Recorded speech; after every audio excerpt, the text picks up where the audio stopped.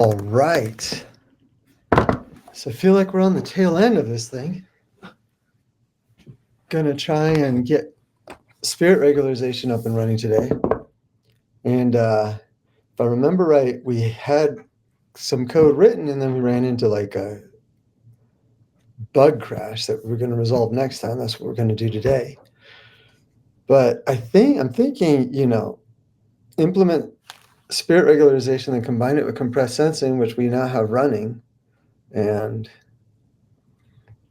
that'll be the project, at least for the near future. With that, let's get started.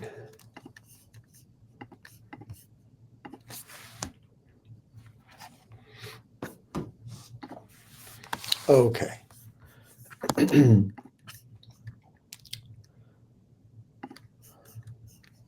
Let's try to remember what on earth was going on.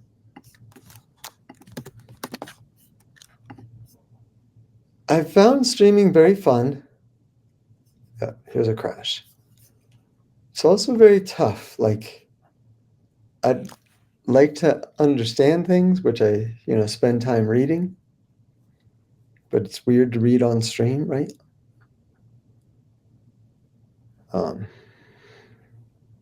So it's kind of tough to like stream and stop to go read something, then come back and stream.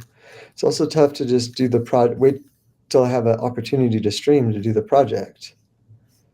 In my routine development, I'll just, if I have 20 minutes free, I'll go and look at the code or think about it or whatever, and then come back. But I don't really do that when I'm streaming.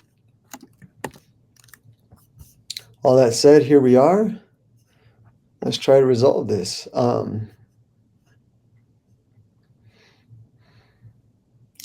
It's in the calculation of the metric. I'm guessing X, I don't know.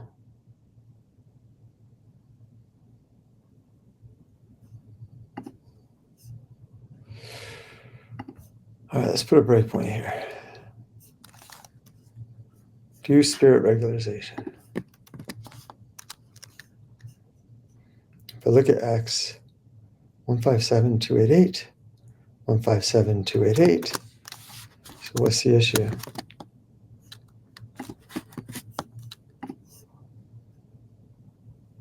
$256 by $256, right? Now, how did that happen?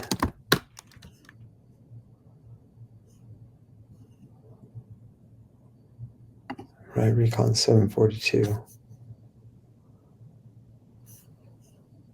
It's like we're not applying A.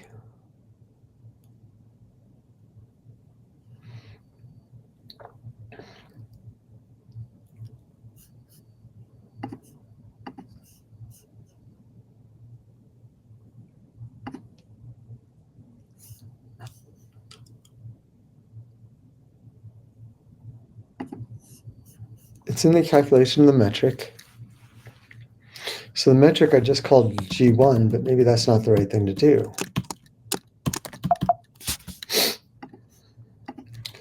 Because G1 doesn't have the apply A in it. Okay.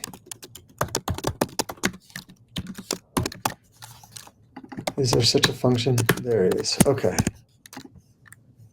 I should do it. I should get past that crash. Now let's see the next crash. All right. Oh, nope. Okay, it did get past that crash, but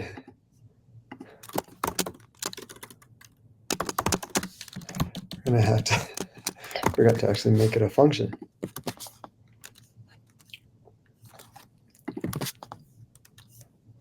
For some reason, MATLAB's not like the command to continue is not actually continuing.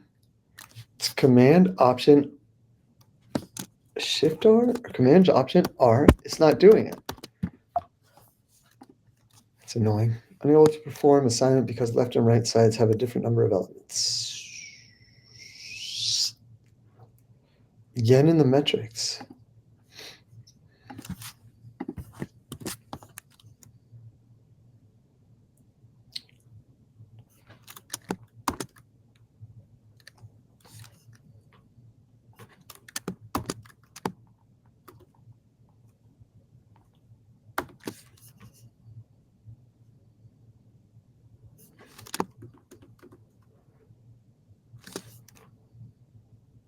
So this one's going to work out just fine.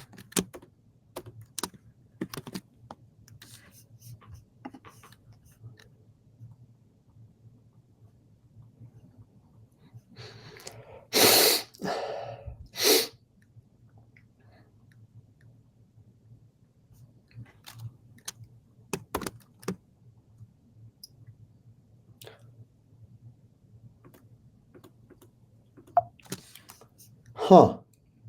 So it was here? Is that the place it broke before? Metric 1? No.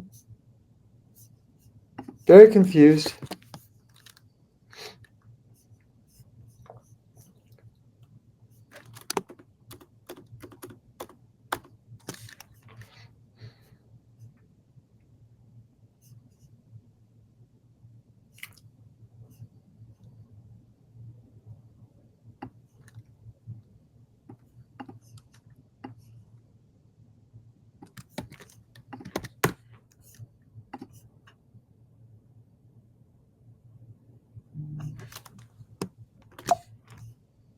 What?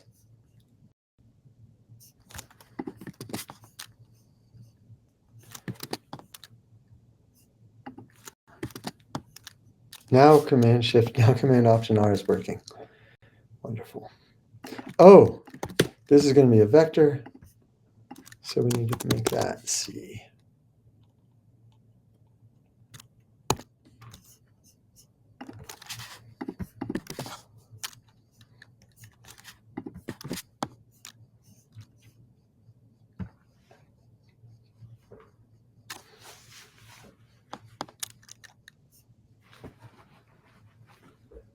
Is this running? Seems like it's running, but boy, is that taking a long time. Is this taking a long time?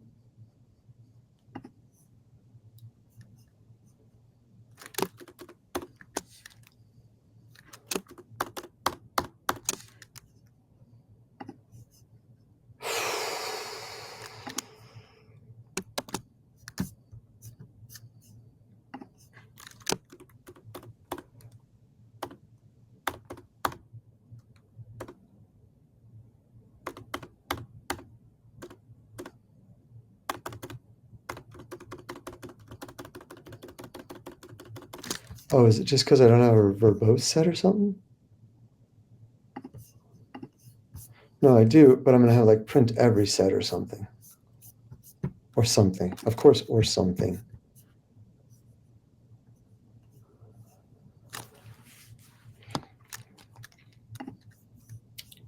Verbose print every. Okay, let's try this.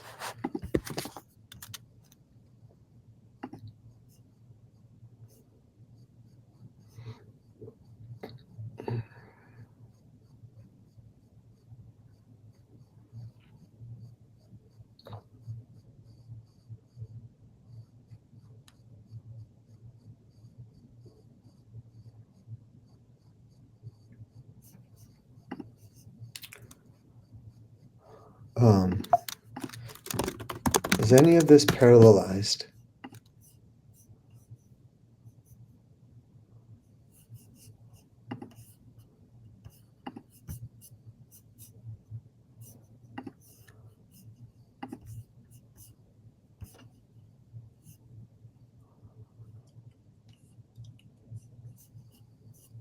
Why don't I have a number of iterations?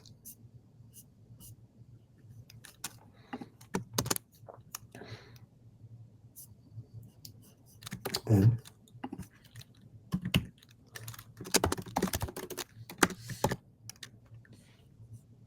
okay, so let's make this 10, 20.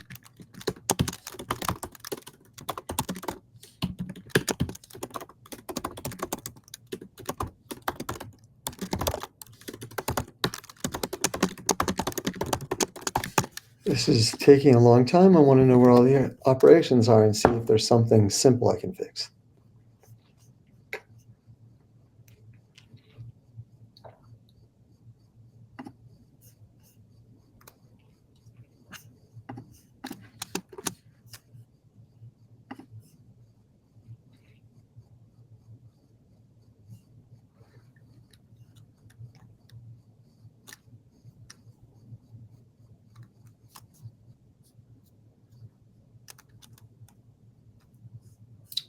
They're all in project onto ball. I mean, not all, but the vast majority of the time is spent on project onto ball.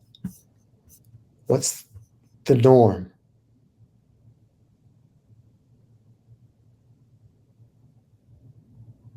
The norm is taking a lot of time.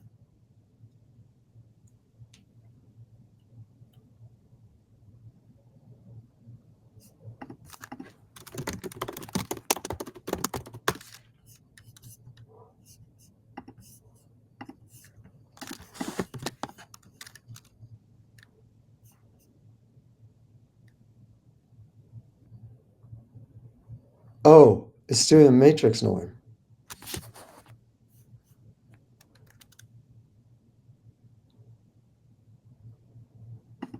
So that's like a bug.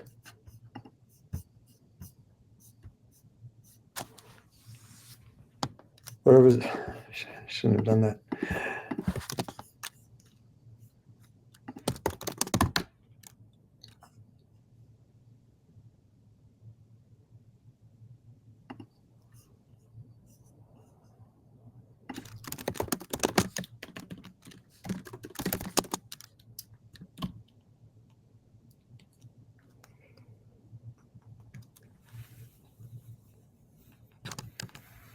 Let's do in back is equal in C shape 1.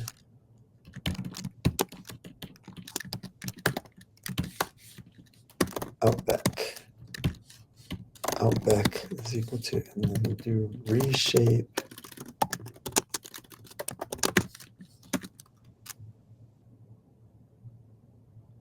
SK data 1 to 2. That should do it.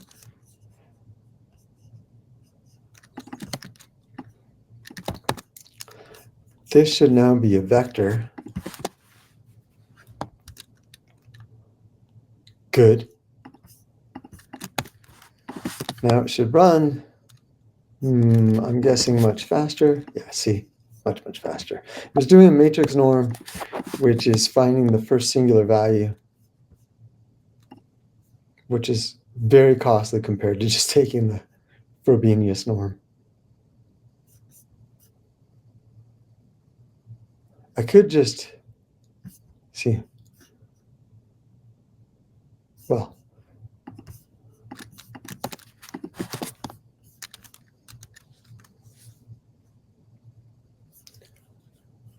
I should find a way to be able to pass in Frobenius into the project onto ball function. Now project onto ball doesn't even show up in the time, well, in the first part of this time. Project, I can't find, okay, oh, I can project onto, yeah, it's not here. Now it's the FFT2 taking the time at IFFT shift, IFFT2. FFT shift takes 1/4 the amount of time of FFT shift 2 takes 1/4 the amount of time of FFT. Oh, this is just self time. Okay, never mind. It's about the same.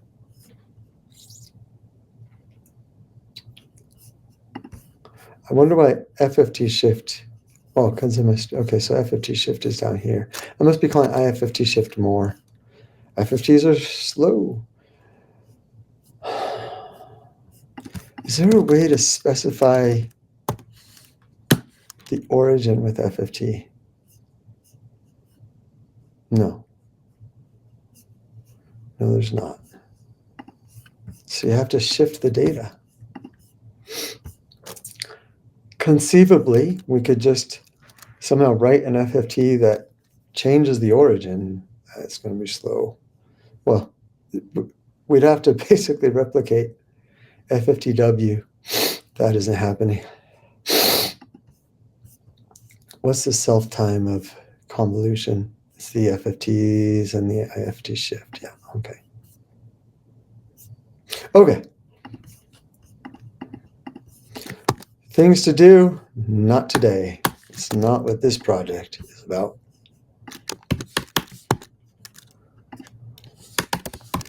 That was nice. So that, not only did we make it faster to run, but we fixed a bug in the process that would have been really tough to find without, luckily finding it because of the profiling. Who knows however many other bugs there are going to be. 5. There are always 5 more bugs to go. I should have said that.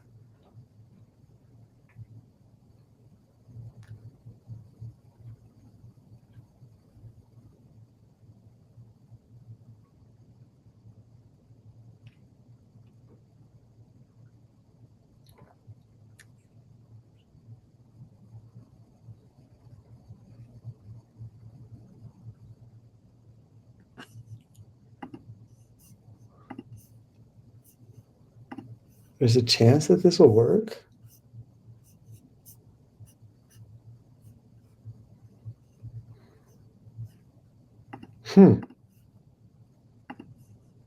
This needs to be indented.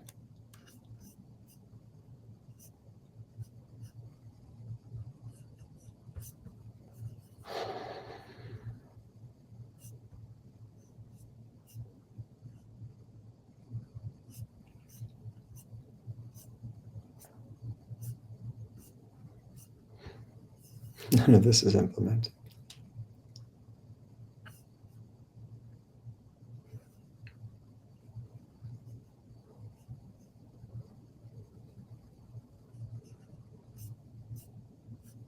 This is in the case where sensitivity maps are not provided. Oh, this is if compressed sensing equals true.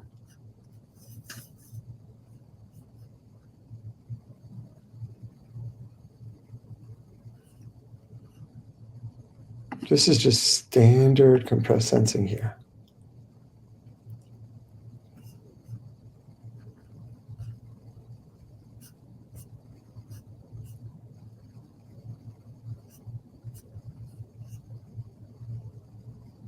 Oh no.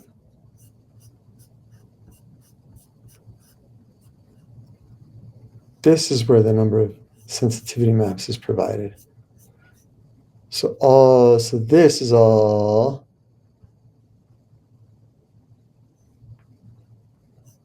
compressed sensing without sensitivity maps.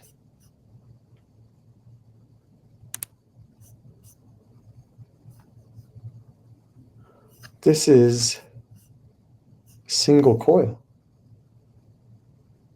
Can this happen? Single coil, compressed sensing, no support.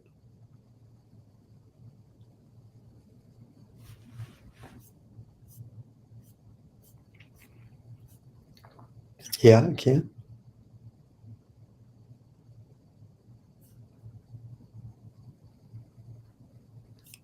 CS is equal to true.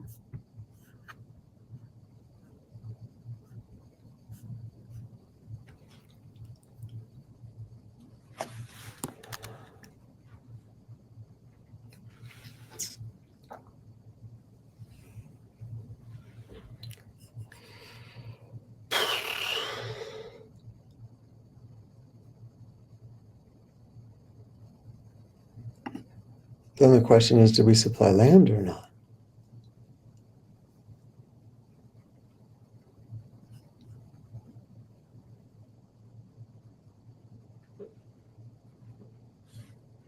This should be easy to implement here.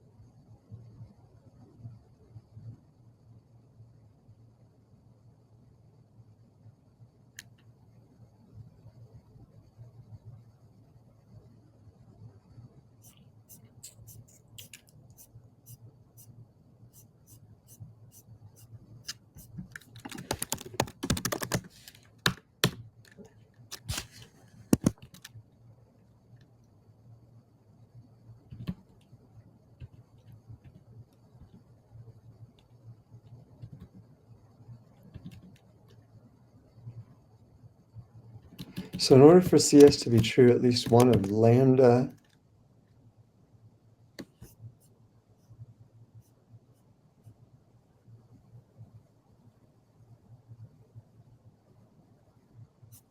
okay. Lambda must be greater than 0 or EPS theta must be greater than 0.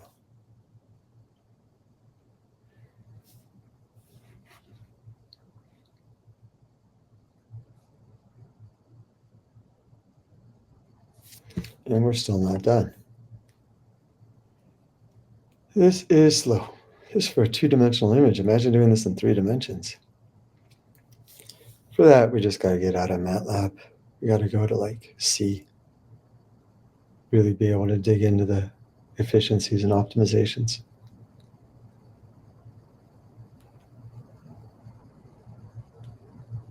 I miss C, but it's nice having all the tools of MATLAB at your, have them all available.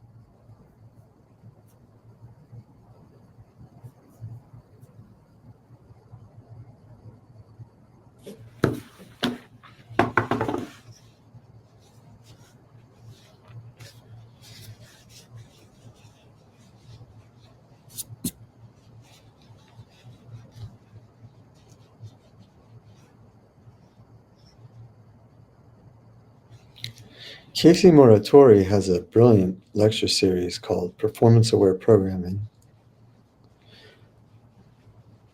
He starts by having a Python project, and then he finds the slow part of Python, and then he uses something called CPython, where he puts C code immediately, maybe it's called Cython, and he puts the C code directly into Python, and that makes it like 10,000 times faster. So probably Cython compiles the C code and then just runs with the compiled executable. That's like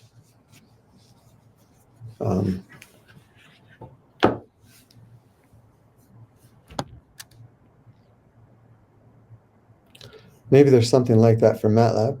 I mean, there certainly is. You can make MEX files, and then you can just call them MEX files from MATLAB. Maybe that's a good way to start. I don't know.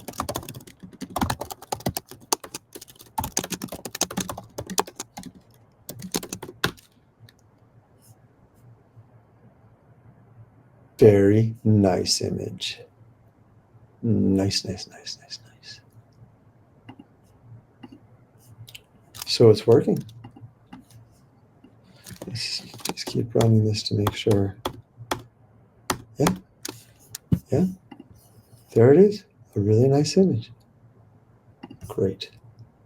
What was the sample rate? 0.2? Okay. Getting a very decent image out.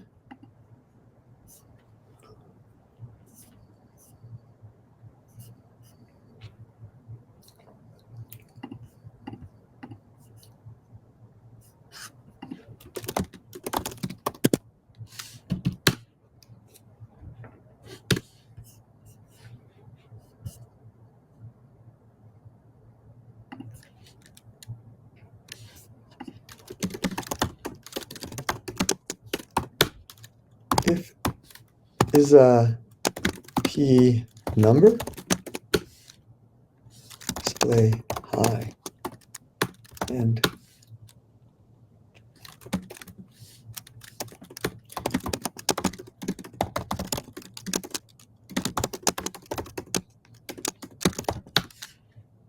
okay.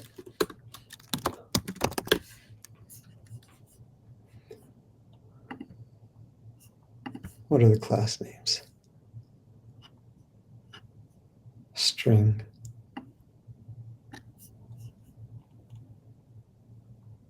Okay.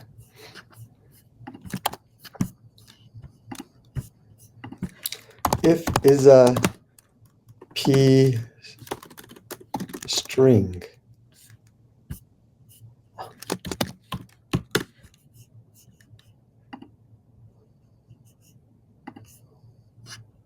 String, okay.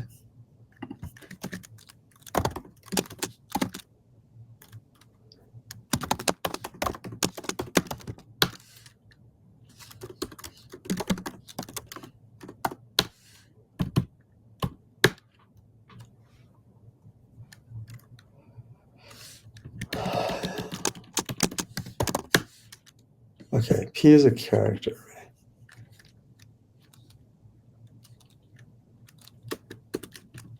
If is a P character array, and, well then, else and, wait, no, we don't need to do that.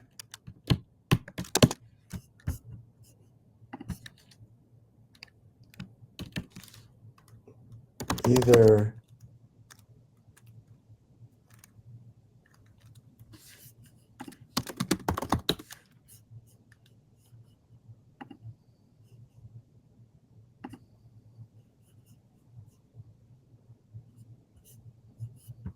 positive real scalar. Wait, positive real scalar, infinity or negative infinity. Oh, I see. It can't do fro? Yes, it can. Okay, I get it. Either a positive real scalar, infinity, negative infinity, or fro.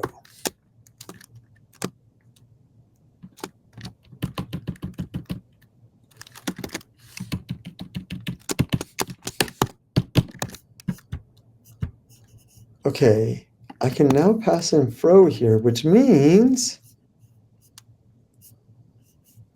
I don't have to do, oh goodness,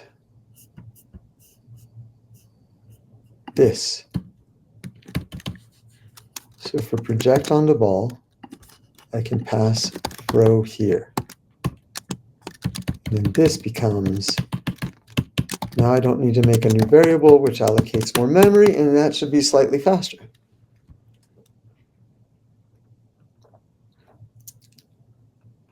I could put the reshape here.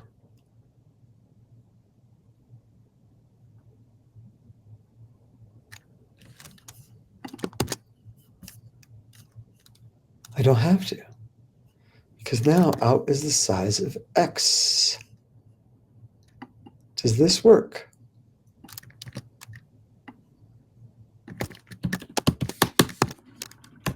Okay, got rid of 2 memory allocations and a reshape.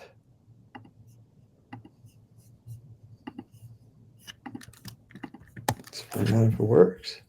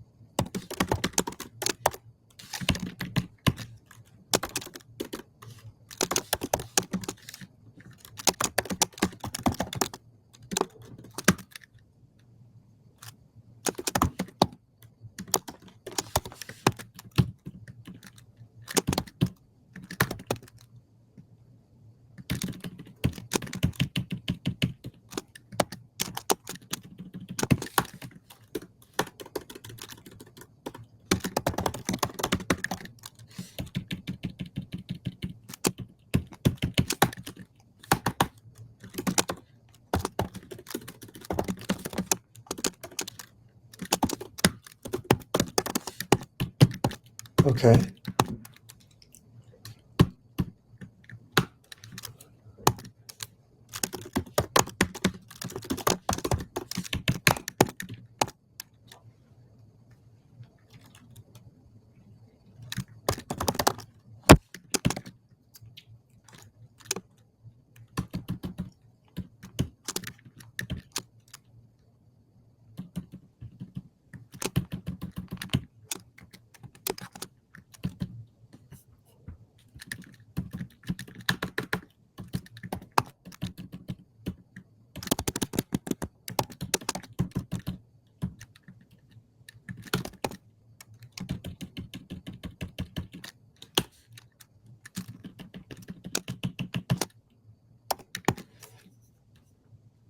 this need not be fro.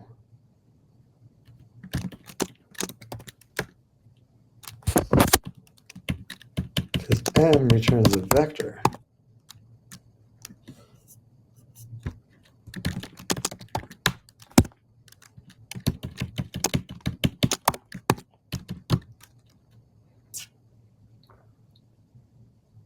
Probably it does the same thing, but it just doesn't make sense.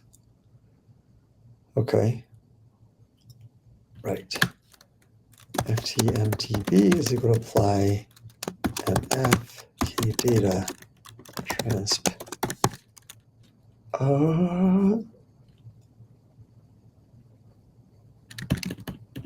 Wait, no, just this.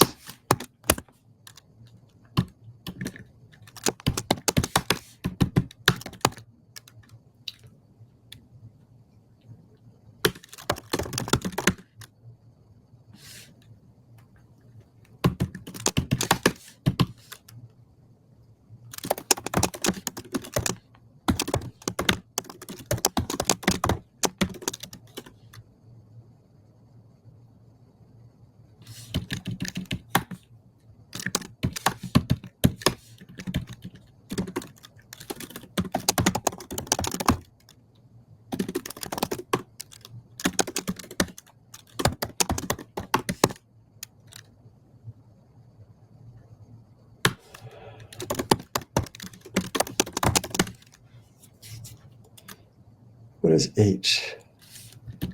H, I guess, is this.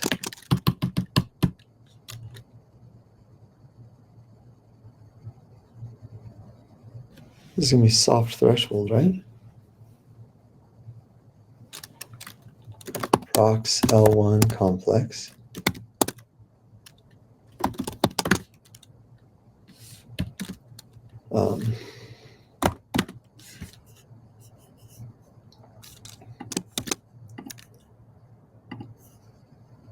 Thresh weights B. Thresh is, oh, right.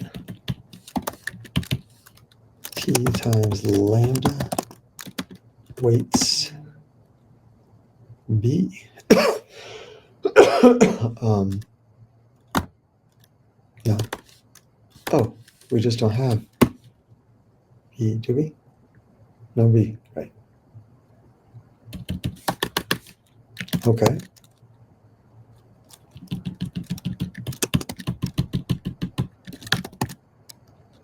Image 0.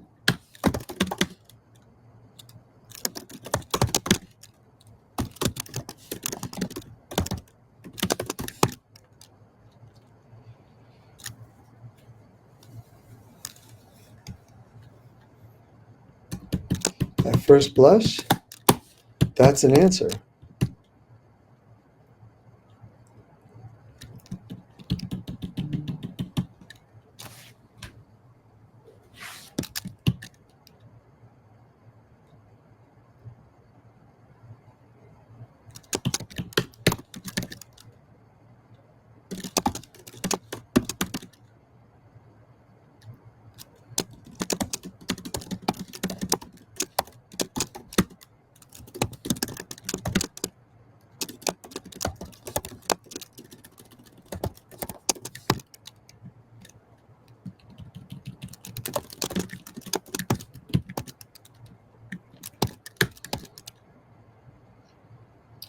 Where's psi here?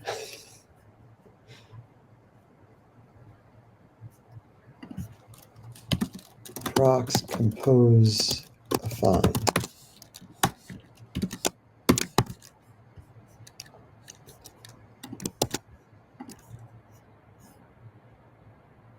No.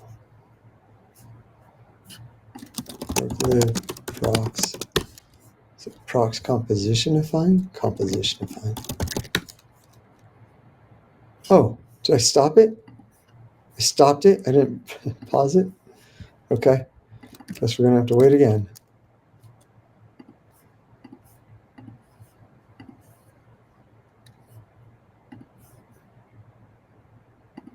What?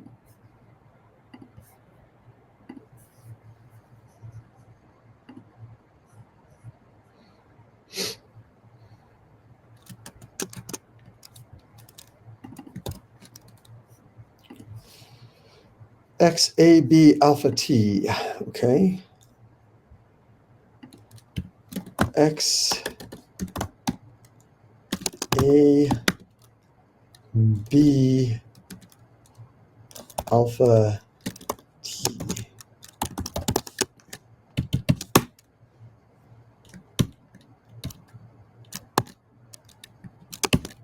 That seems right.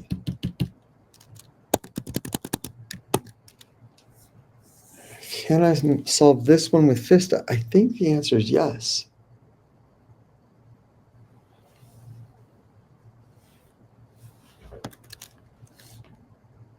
Wait, no. I've got two simple proximal operators here.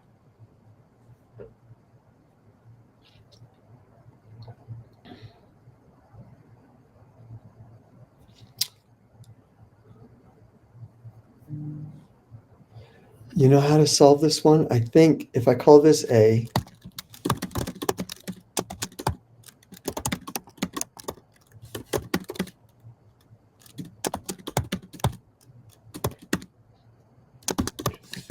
this does zero padding, zero filling, sorry.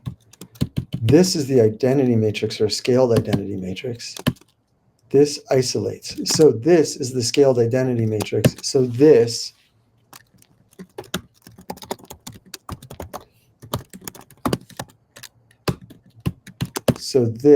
is solved nicely.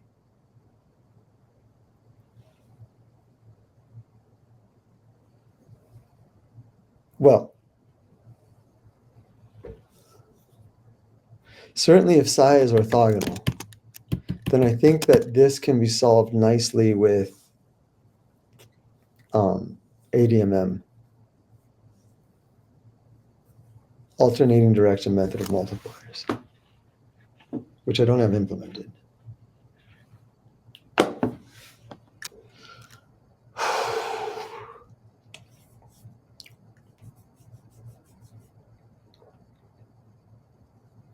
I don't know that we need psi.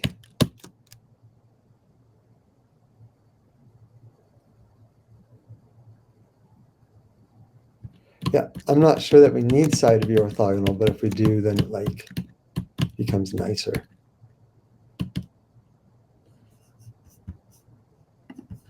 Do I need to worry if, oh, this is only if O psi is equal to true, else end.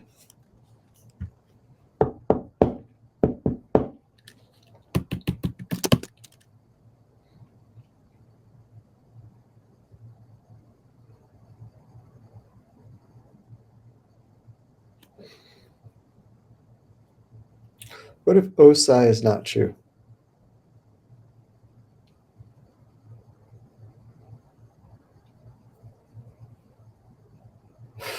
How do I solve this? I think we got to go back to PhD.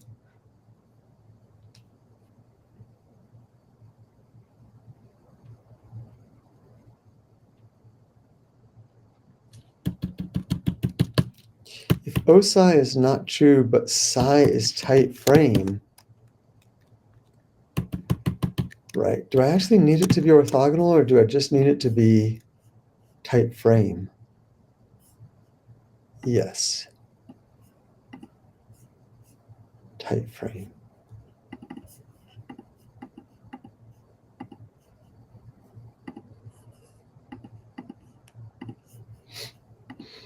Well, we got one more implemented, I think. I mean, we haven't tested it, so it's broken, but we've at least got some code to test implemented. And then this will crash and this doesn't exist. So what to do here? If O psi is true,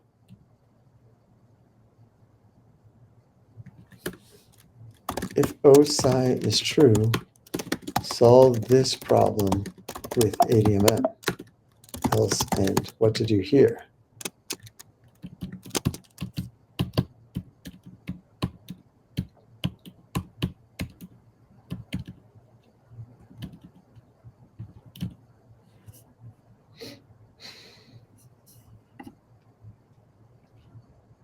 what to do here.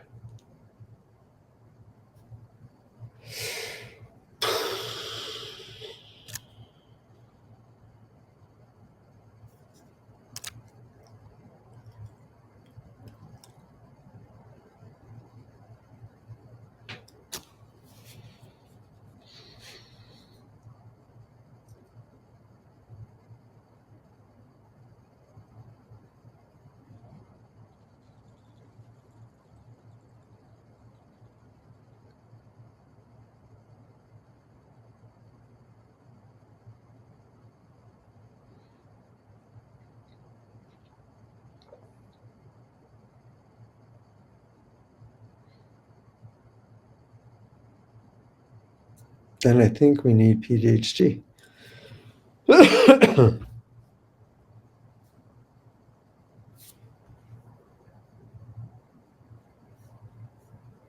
This does not have a simple proximal operator if psi is not true.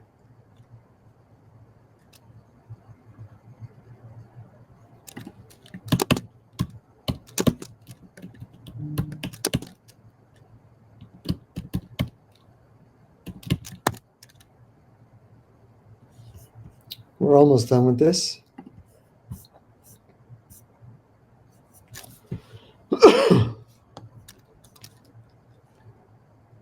Support functions, okay.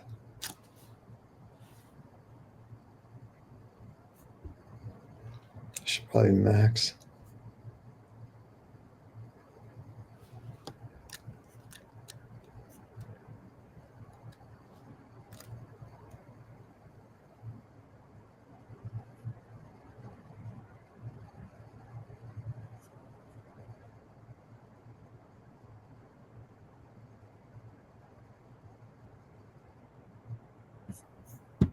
There you go. That's that super nice image. This is only 20% of the data.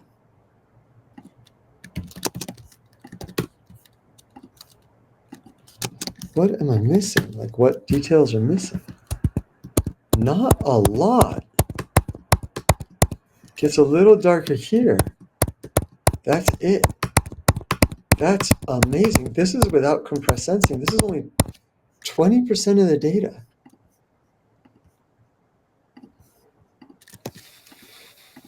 Wow.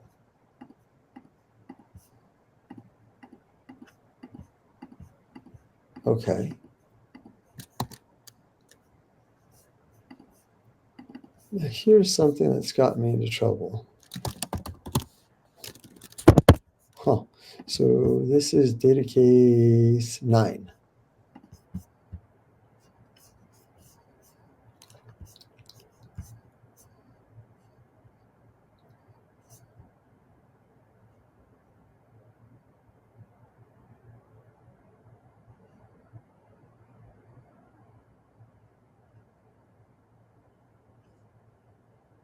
Huh.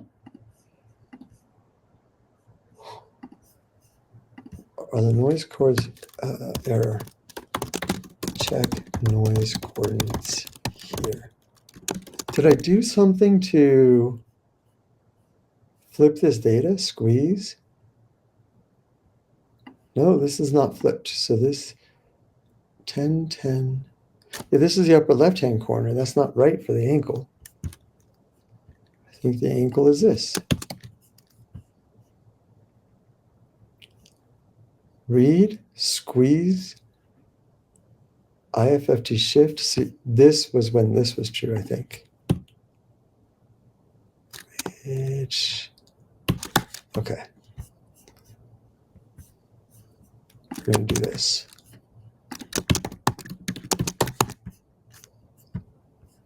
But now, well, now I'm going to not do that.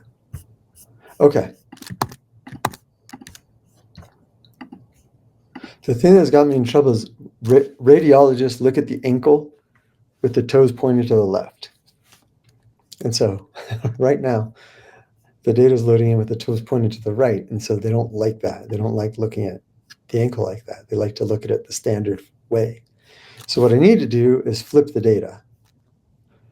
But that requires like resaving samples and stuff and making this sample mask. And I'll do that off stream. Okay.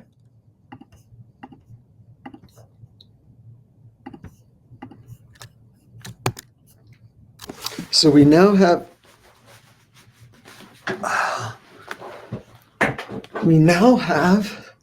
spirit regularization working, and we have compressed sensing working with parallel imaging. And so the last thing to do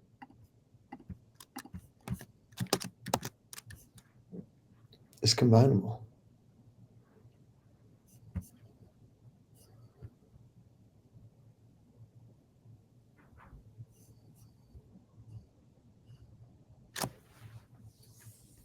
Oh, no, because we also want the support. Okay, so what to do next?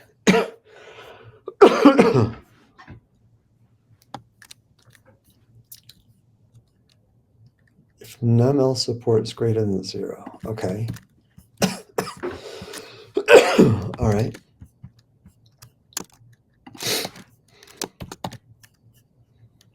So above here,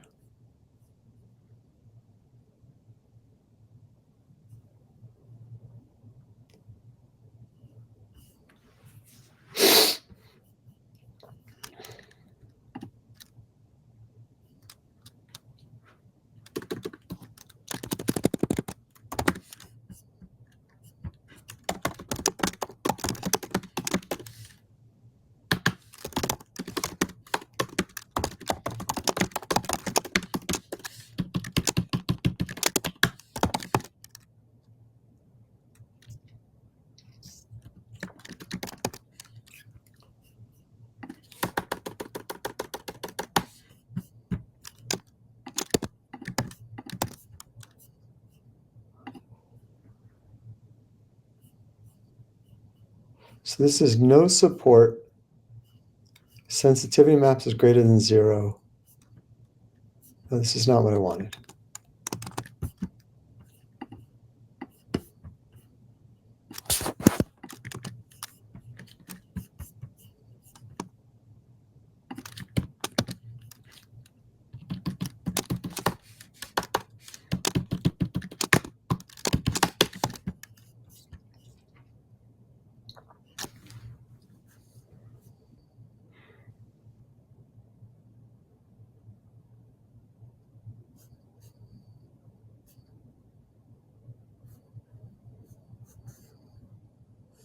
Okay, yeah, I want CS is true.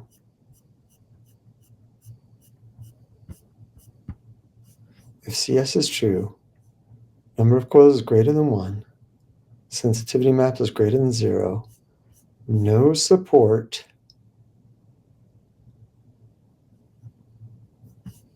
Okay, let's go with,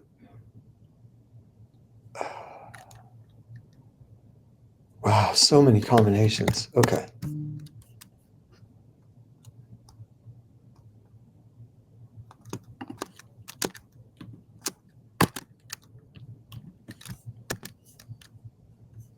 These should be at the same level, are they? Yes. Okay. Else, if num L W size greater than 0, here,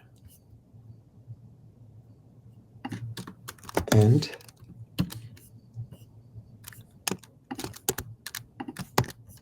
okay.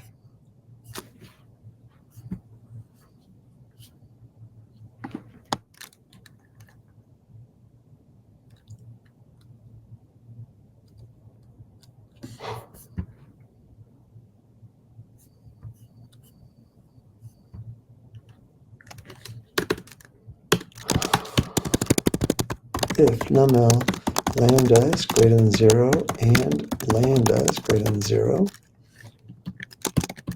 then minimize plus lambda psi 1. Error not yet implemented. I need to go through and put that everywhere. Else what? Subject to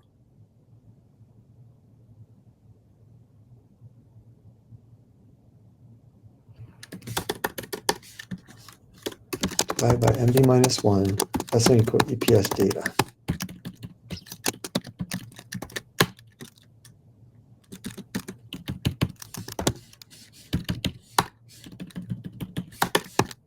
Minimize psi x.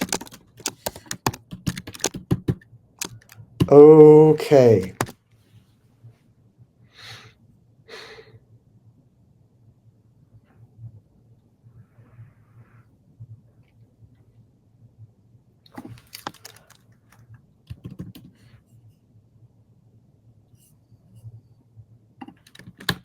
And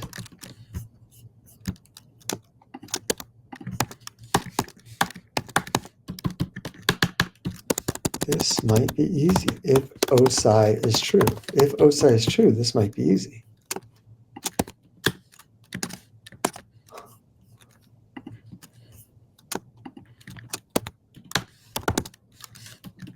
Else error not yet implemented. Why do I say it might be easy? Because look, F's not defined. So we just make F the norm psi x1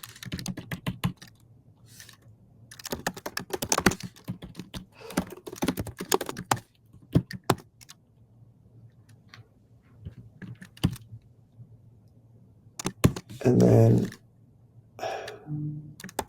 prox composition affine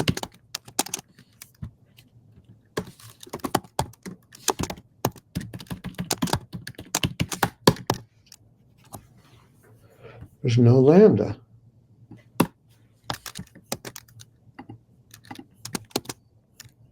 X A B alpha T. X A whoa.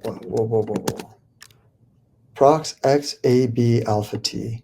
Prox X A B alpha T.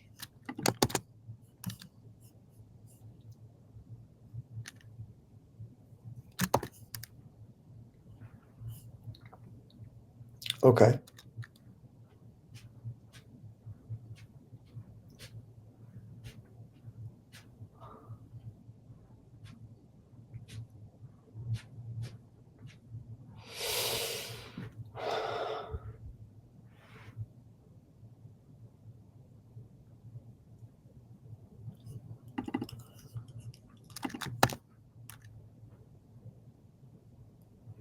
So we need EPS data and EPS spirit reg. Where does EPS spirit reg come from? Oh no, we need W size.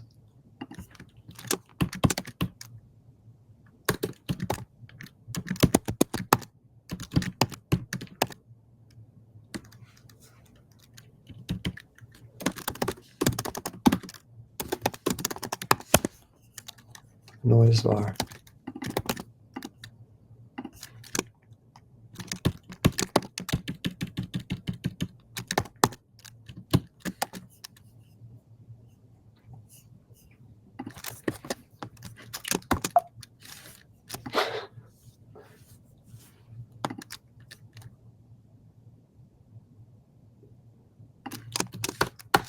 What on earth?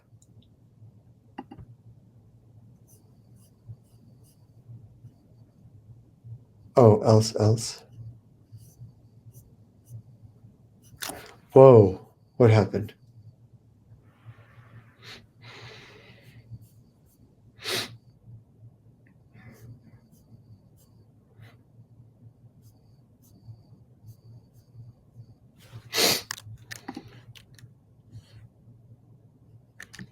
Okay.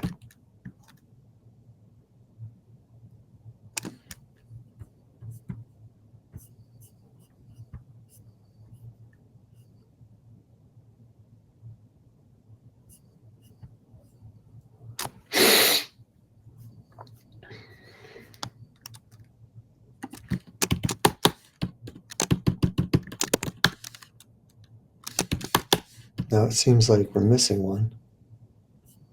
What is it?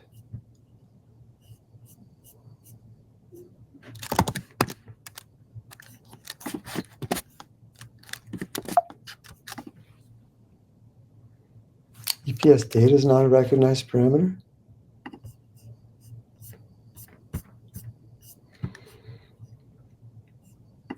You sure? ESP data.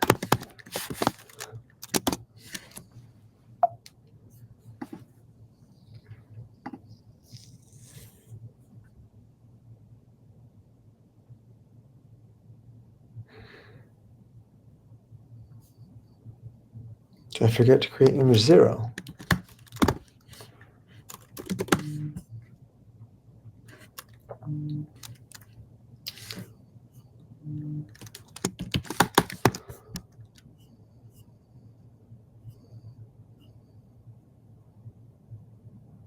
Looks like I forgot to create it here too.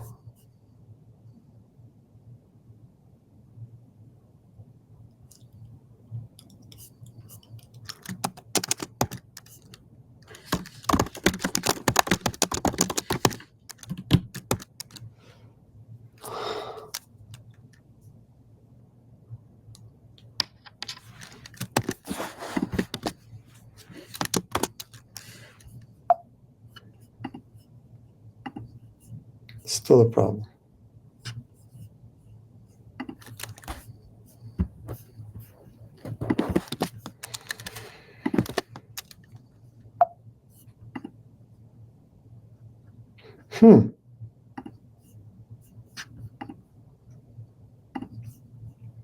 Ah,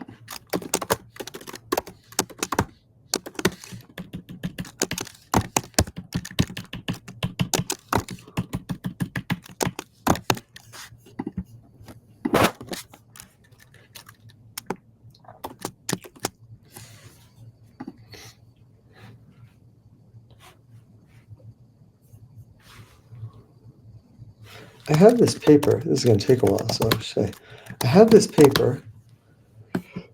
So I did something called structured sparsity, which we haven't talked about. It'll get incorporated someday, but boy, oh boy, is there becoming a lot of combinations now. Nevertheless, I have this paper. So I started out utilizing the wavelet transform structure in compressed sensing. Okay? What does this paper do? Simple idea. These are the wavelet transforms of these images. And if we zoom into the upper left-hand corner, that's a low-pass filtered and downsampled, then low-pass filtered downsampled a couple of times image version of the original image, and that looks like this. Notice that these are not sparse, right? So I could take advantage of that structure just by subtracting low-pass filtered and downsampled versions of the original image to get this. And that's using just the data in the fully sampled center region, this white box here. Okay? Okay. So that gives me these data. And so after subtracting that away from the original images, this is what the wavelet transforms look like. They're still very dark, and now the upper left-hand corner is dark as well. It's more sparse. The theory of compressed sensing tells us that if we solve this problem with data that is more sparse, we should get a better answer. Great. That was the idea. Okay, well, there I was using the Debouchet-4 wavelet transform, which is orthogonal, and I took advantage of that when solving that problem. But then I augmented the paper to use both wavelets and curvelets. So now this is a so-called overcomplete transformation, comprised of both wavelets and curvelets. Here's psi. Do I explicitly say what psi is?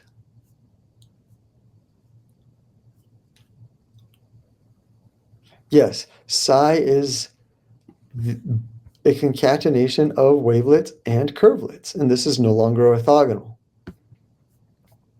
Curvelets have the same property where a portion of the image is actually just a downsample, a low-pass filtered and downsampled image. This is not sparse, of course, as you could clearly see. And then if you subtracted away the low-pass filtered version of the image, this is what's left over, and then, of course, this becomes sparse. Great.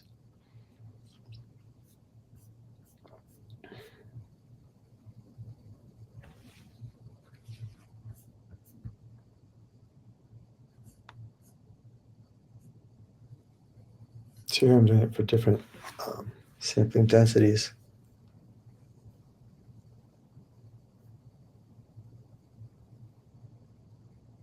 Oh, this is different.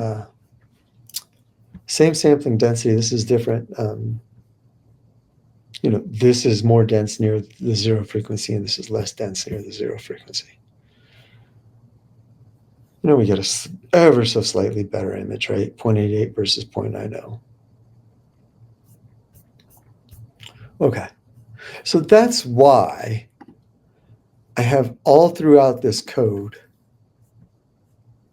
OSI equals true versus OSI equals not true, because we might do the overcomplete dictionary of wavelets and curvelets at some point again.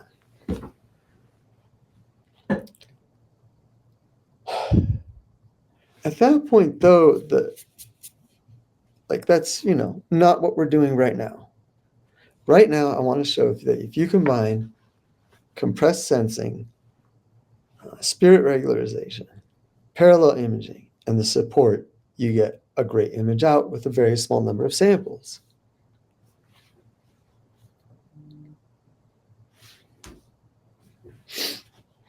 That's what's going on.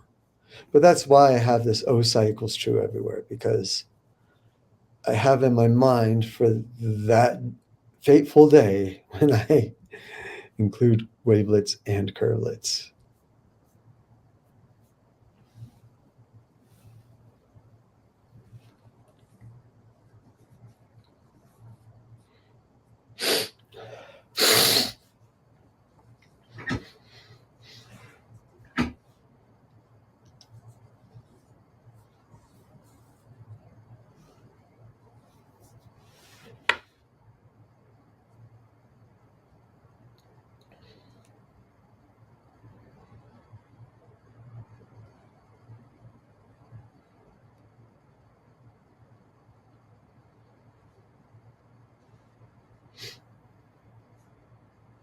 It seems to be running now.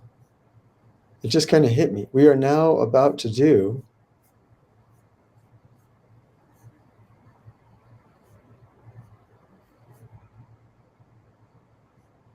where on earth was I? Here? This is it. This is where we are. We are now running this.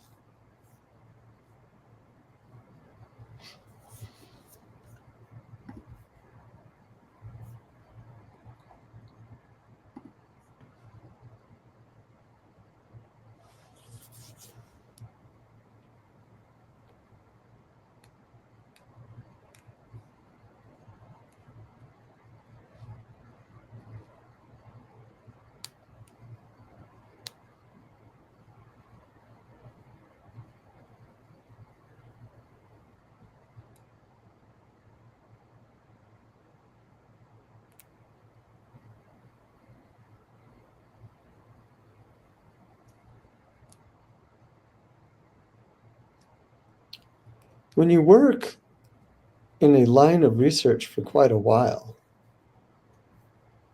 you have a code base. If you do it right, you have a code base upon which you can build on to extend that research.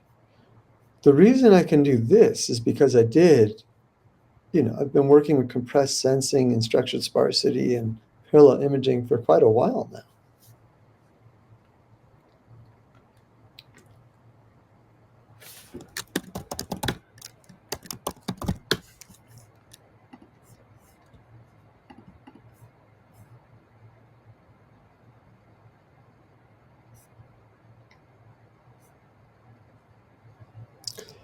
This paper here, The Dependence of Parallel Imaging with Linear Predictability, it's another, what I'm working on now is an extension, or at least follows from this work that I did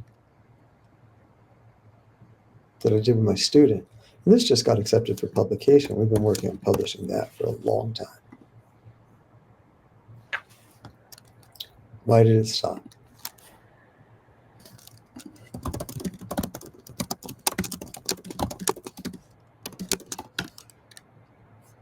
Very blurry. Not a good image.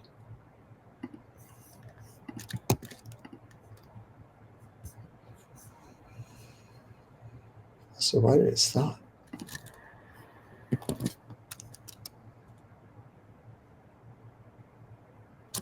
So one question is, do we just need to run it more?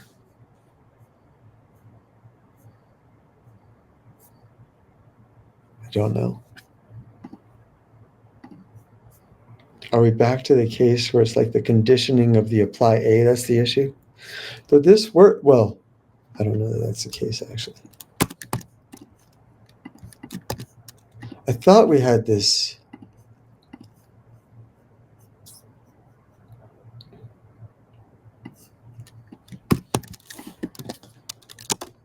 Does this work?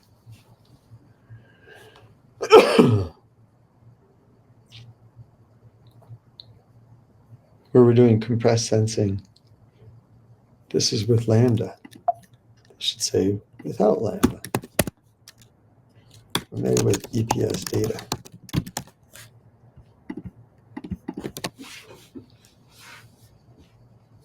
Okay, I'm guessing this is going to work because we already had that implemented here. Let's say it does. Then what went wrong here?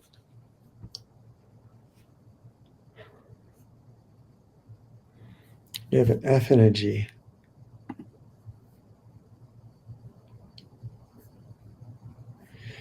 One thing that's interesting is we have a very simple approximation to this proximal operator, to the proximal operator of this indicator function.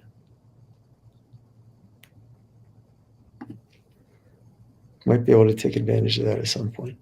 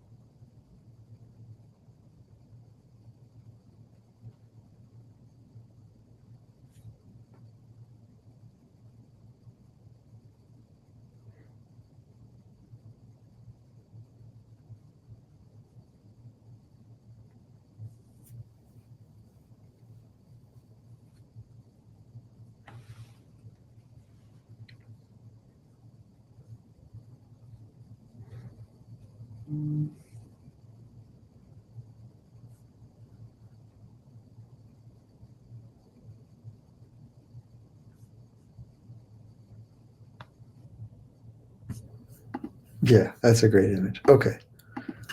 So adding in the spirit regularization, which should have made things better, made things worse.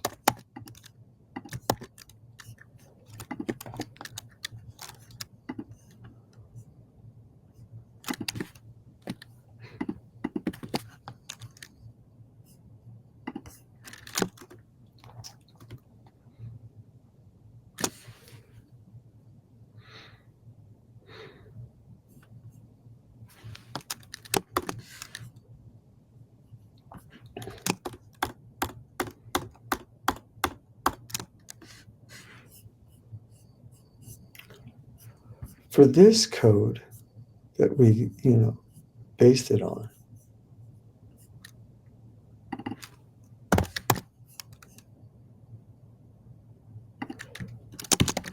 we're doing recon roamer. Surely it's not the warm starting.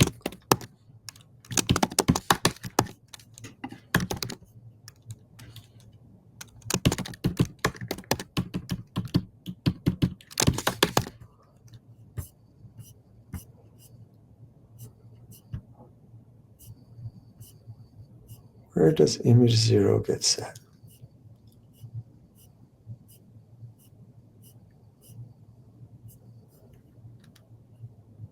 Image 0 is already recon roamer. Okay, so I don't need this. That's why image 0 wasn't set in all those other places. I don't think I need this. What did this do? Don't know.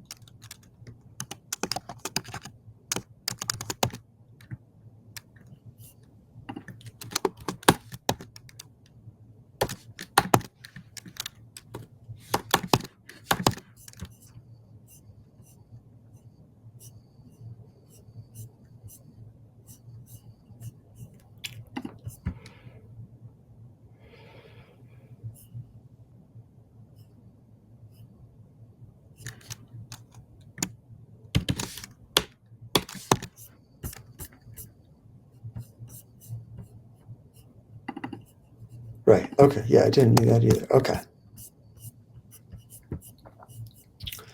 Checks are passing. Got to rejoice in that.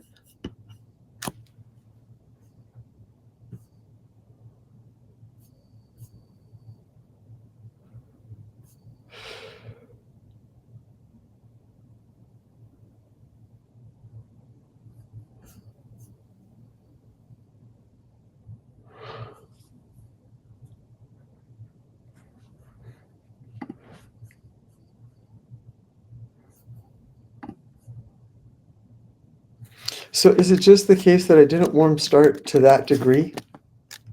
Like, I don't find warm starting very helpful with um, I don't find warm starting very helpful with PDHD. I think because I'm not warm starting the dual variable. I don't think. I'm certainly not warm starting it the way I want to. Am I wrong? Does warm starting help? Before I set image is not to zeros, now it's going to be, the Roman reconstruction of the zero padded inverse.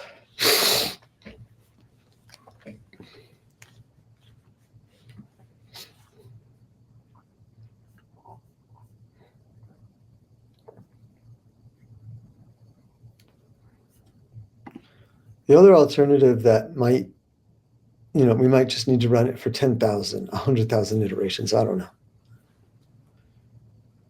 If that's the case, I'll do it off stream and just report back what happened.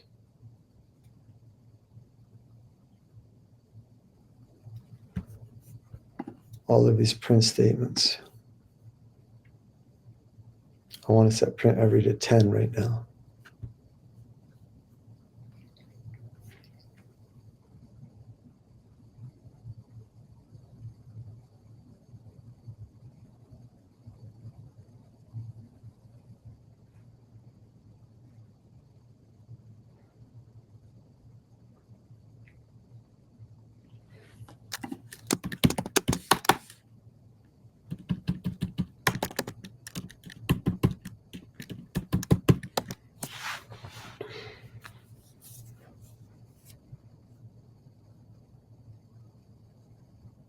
So the only thing we changed is this.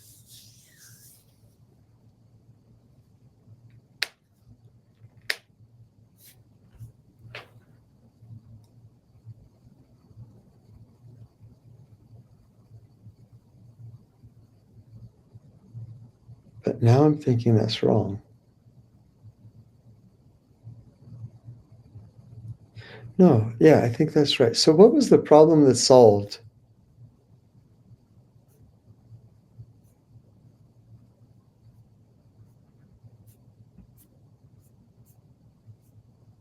Where did we take this from?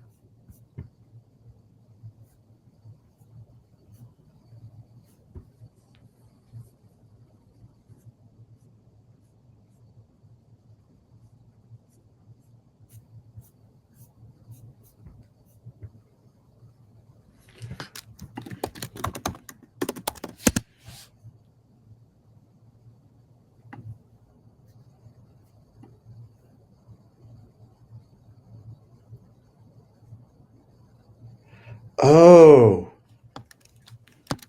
okay.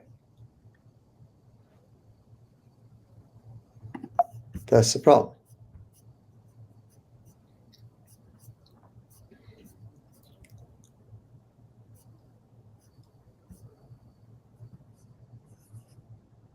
G1 is incorrect.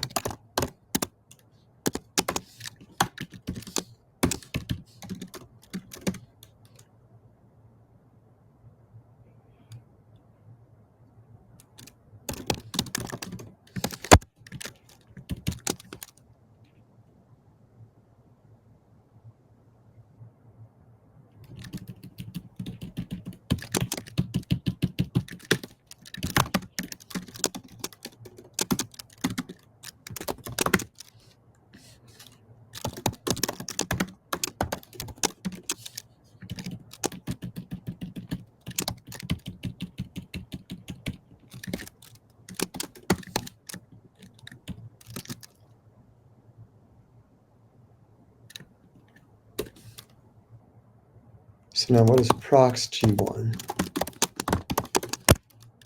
Project onto ball.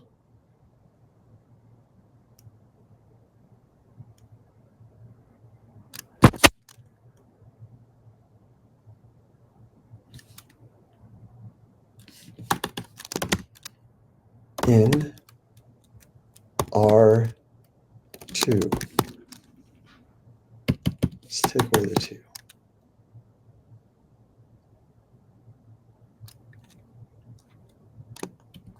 This is going to be square root EPS data times MB minus 1. Oh. Rad ball. Rad ball. I love the adjective rad.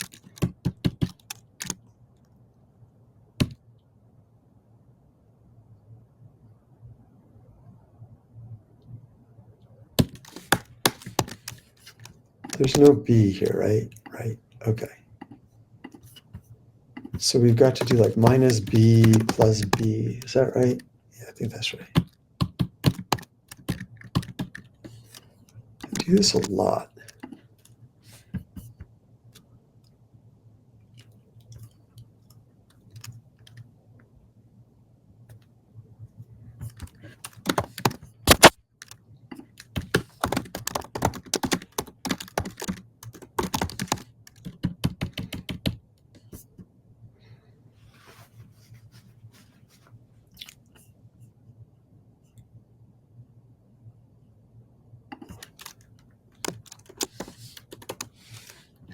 Just do it that. This is not, it's all working. Like, let's not mess with what's working. Okay. I think that was the issue, or at least that was an issue.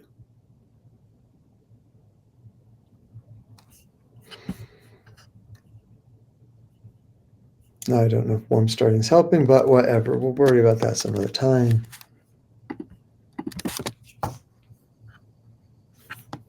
And before we go off and do that again, we're setting print every to 10.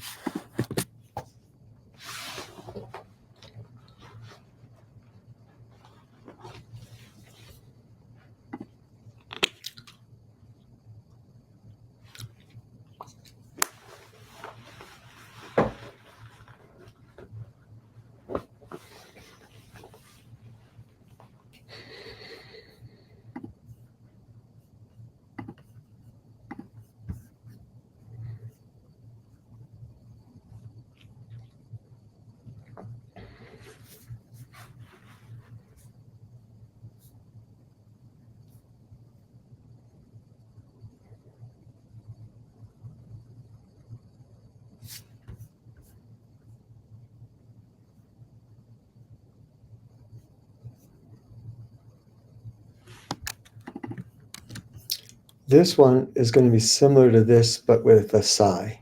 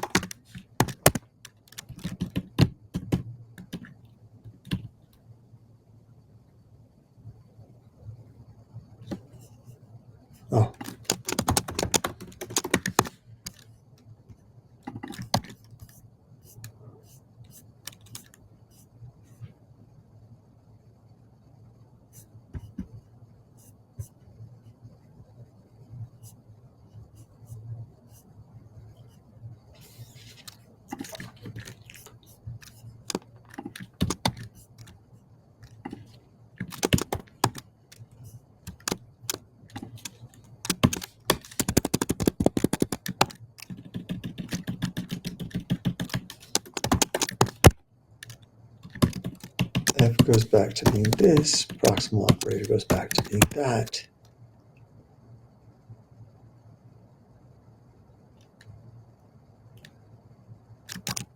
Rather,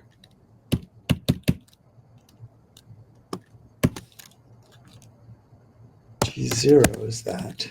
Prox G0.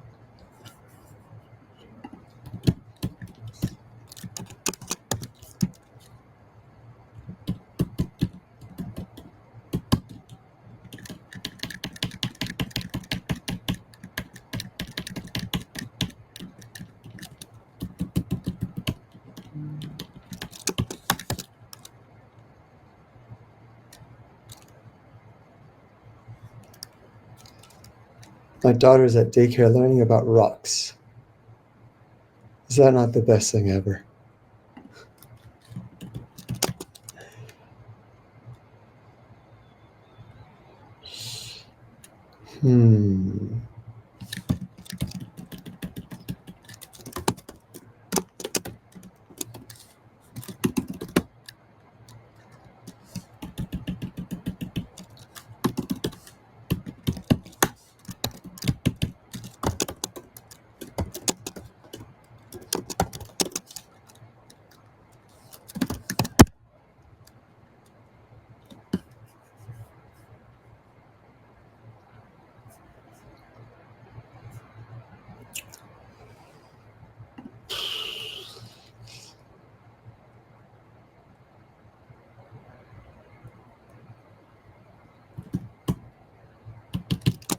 I don't know that I need this.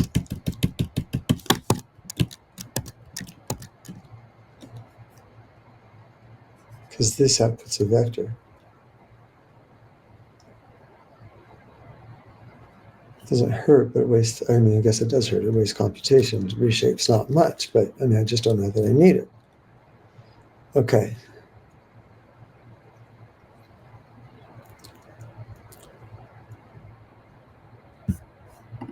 Yes. That was the issue. Excellent. Excellent. This is Spirit Reg plus CS with EPS data.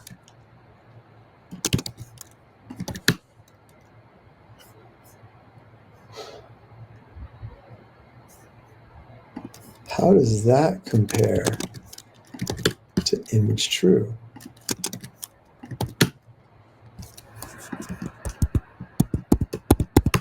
Okay, so about the same as before. This is still getting darker. Everything else is the same. Okay.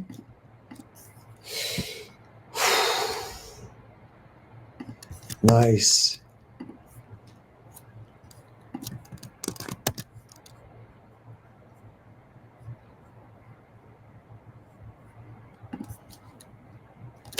N1,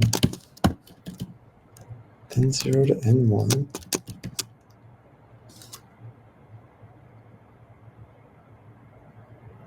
I'm confused. Oh, right. This is 1 to N0. And this is N0.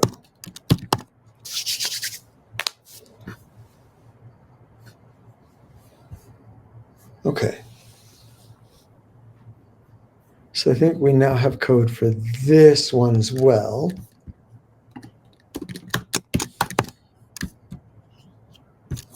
Not tested, that's fine.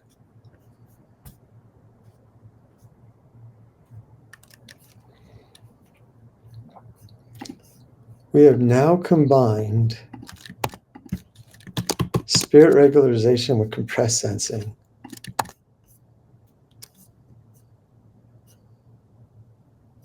So the question is, so now I'm going to do the thing, load data case 9. What is that?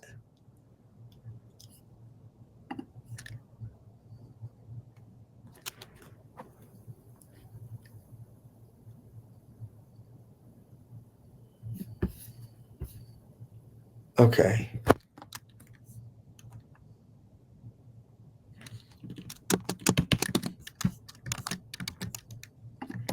This must be the, okay, so that's what I'm going with.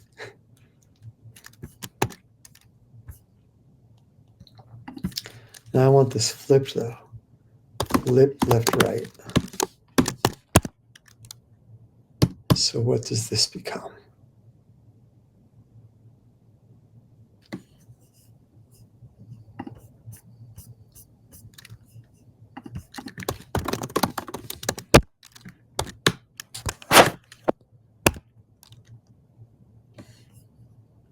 Y, okay, so it goes x1, y1, x2, y2. x1, y1, x2, y2. It's 256 minus 3 is 63, okay. x1 will go with 2. y1 is 5. x2 is going to be 63. 62 and y 64.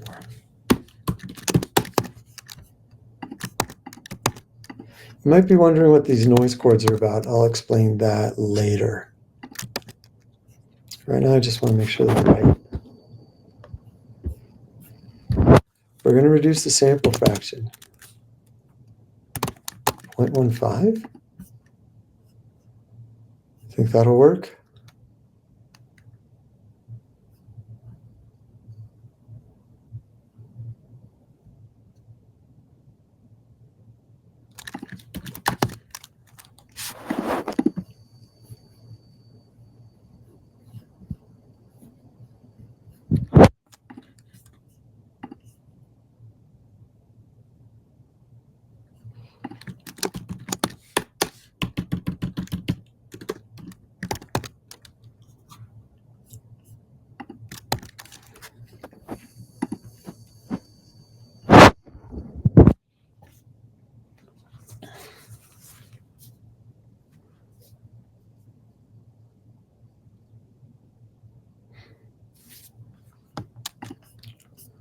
While that's doing it, proc spirit, this is parallelizable. But I think it's so fast that it takes more work to send the data to each core than it does just to do it. Okay.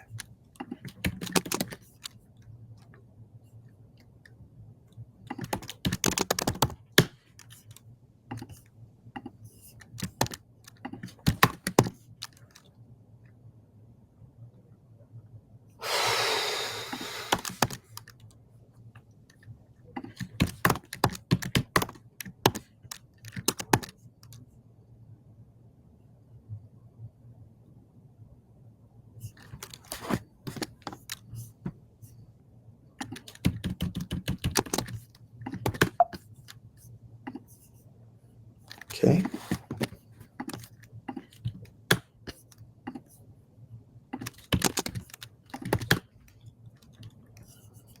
How weird is that? Feels so weird to look at it at that orientation. That's how radiologists feel, of course. Okay.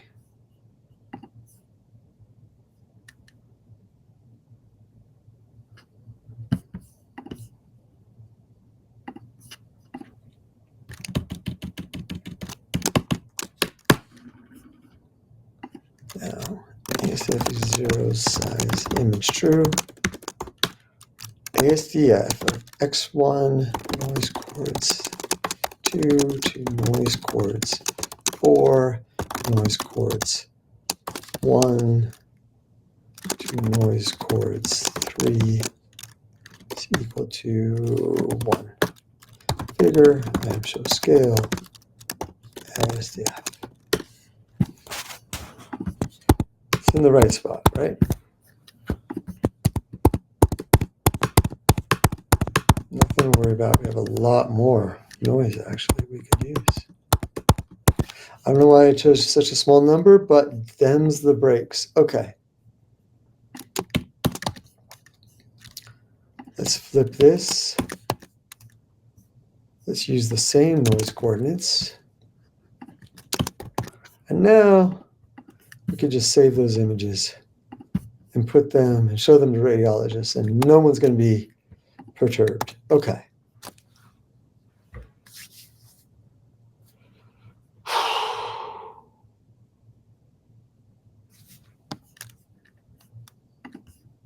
What to do now, you ask?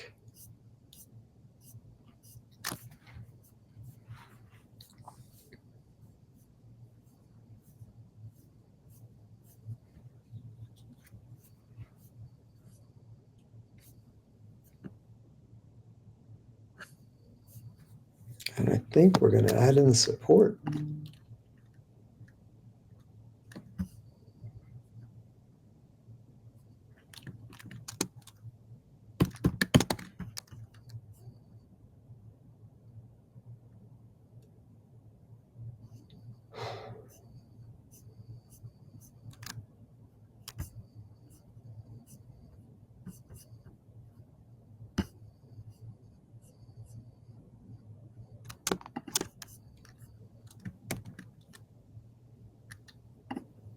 Okay.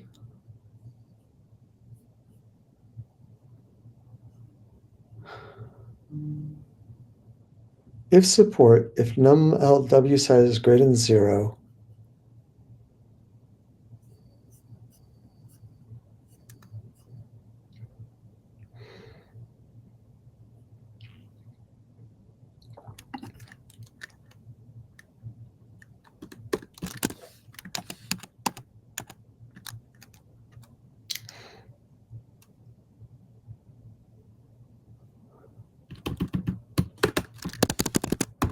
num LW size greater than 0.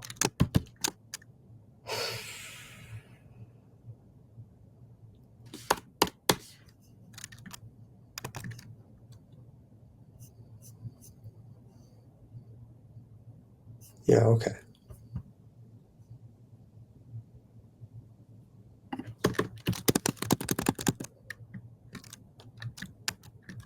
Num LW size greater than 0. Else, this goes to 580.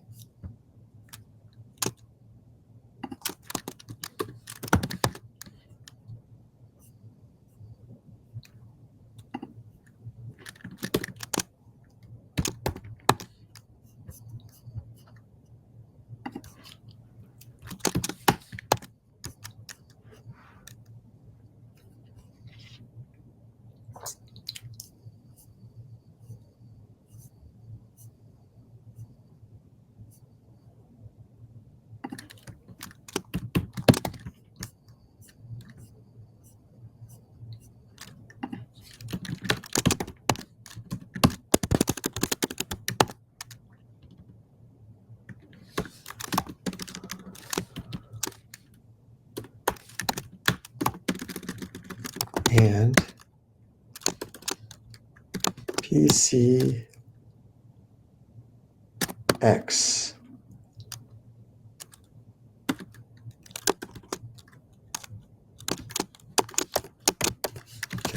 PCX.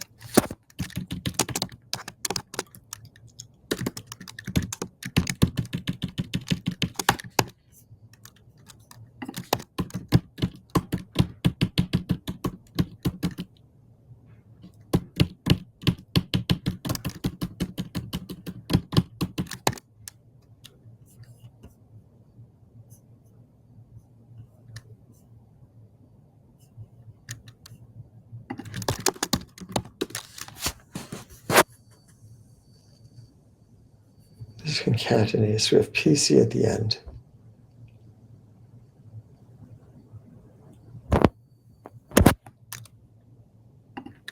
G2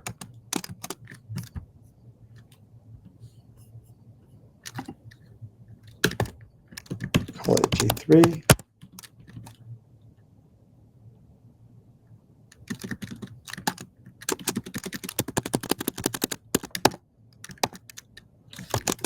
PCX.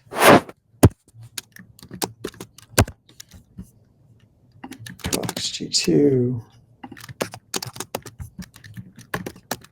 Prox G3.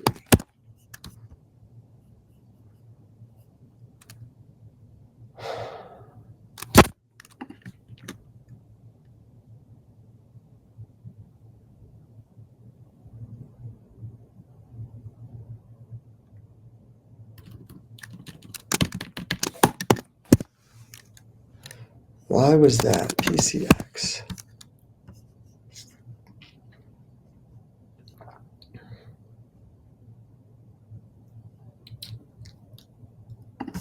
I don't think this has been tested because I don't think we need those. Oh, that one we do.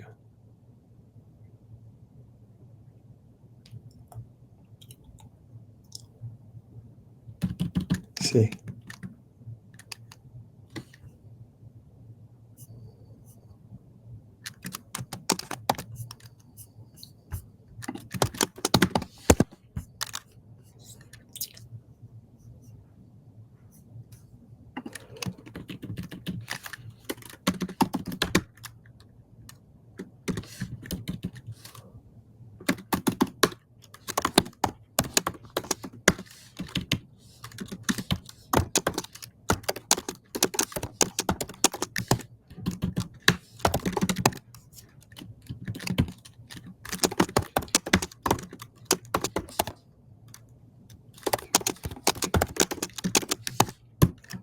Okay.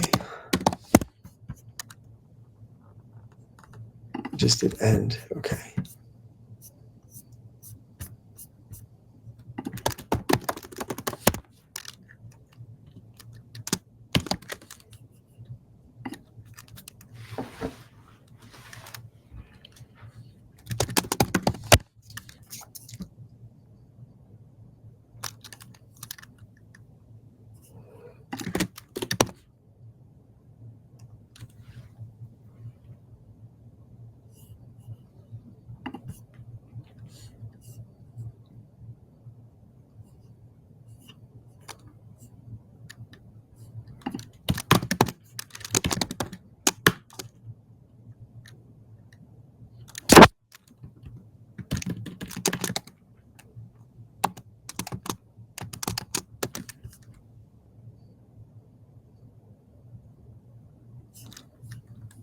This is wrong.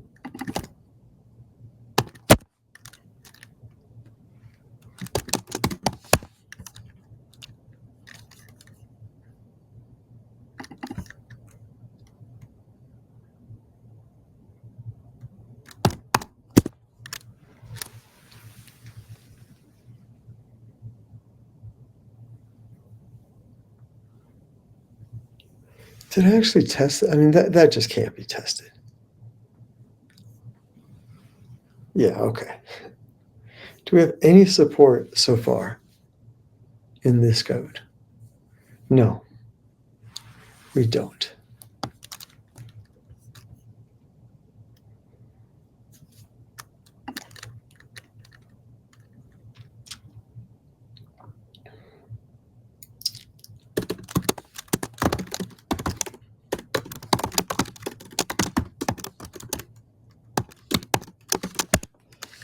Do I do it? Okay, so support.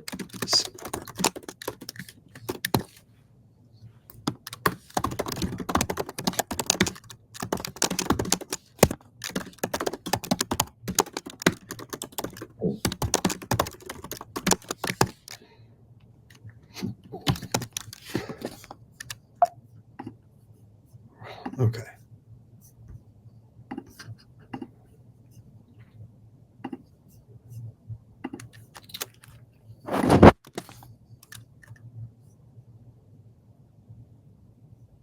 Oh, right. Okay. So this is good. We supply to support and P and PC passed. Great. So more checks passed.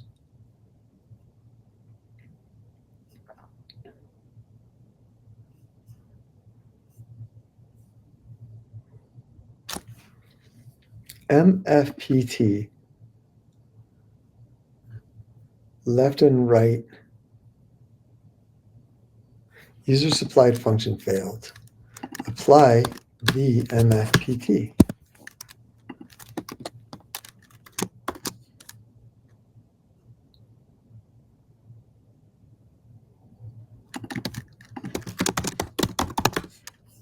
Okay.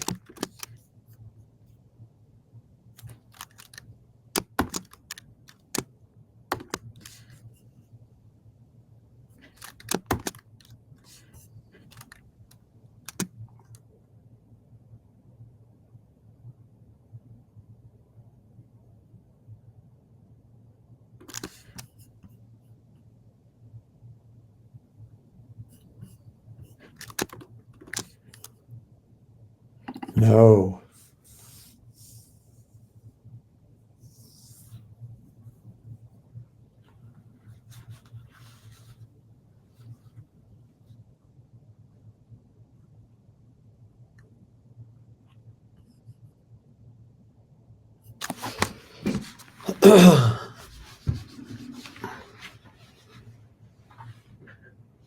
What is support?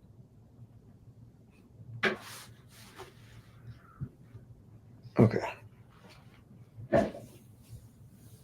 I am going to take a break.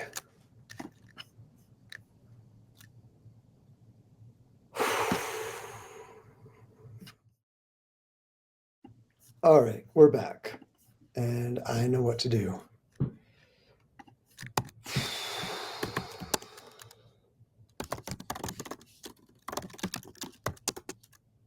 Coils in off.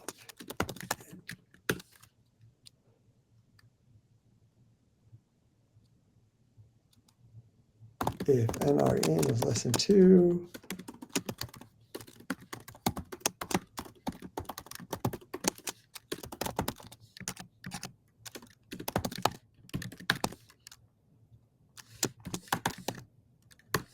for coil equal 1 to n coils else. No, not else.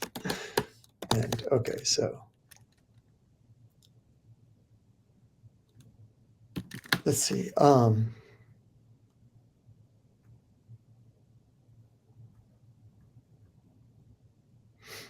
Hmm.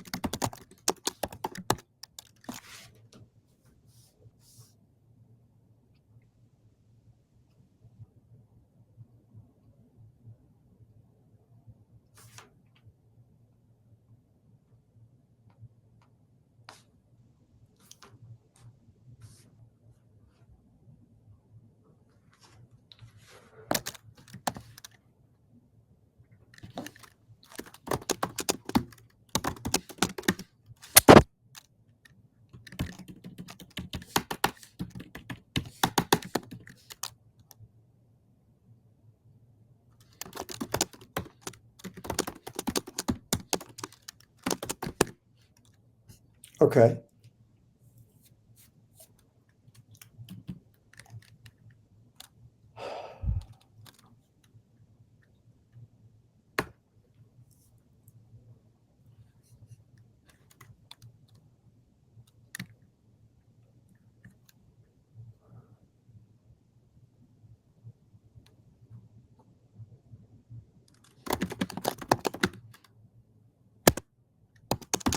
I think it's SK data.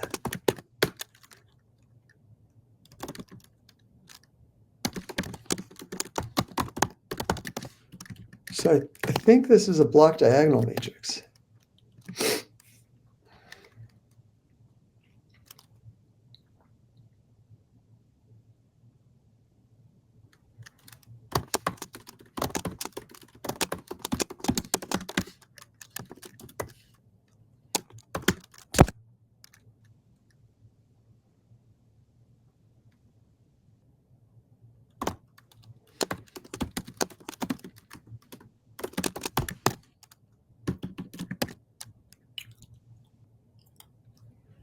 Okay. Let's add that to do checks.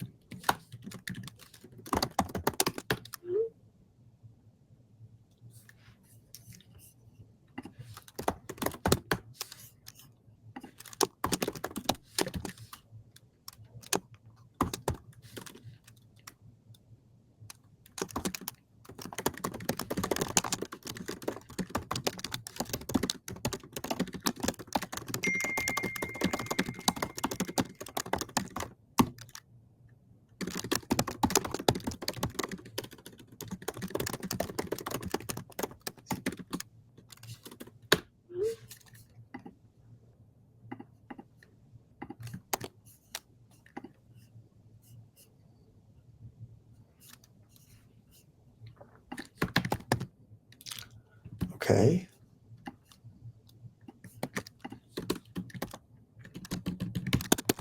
I guess this is only if n coils is greater than 1.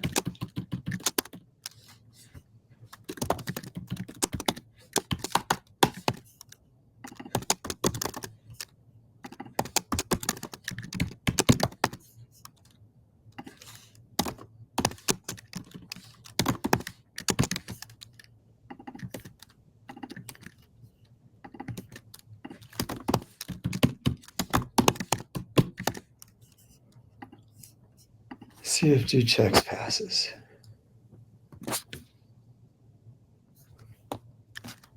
P coils pass. Great.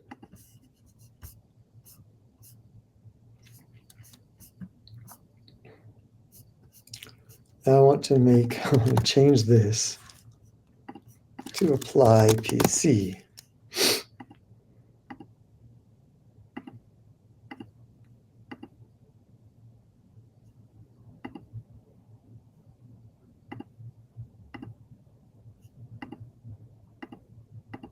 Okay, great. Now we're going to make an apply PC coils.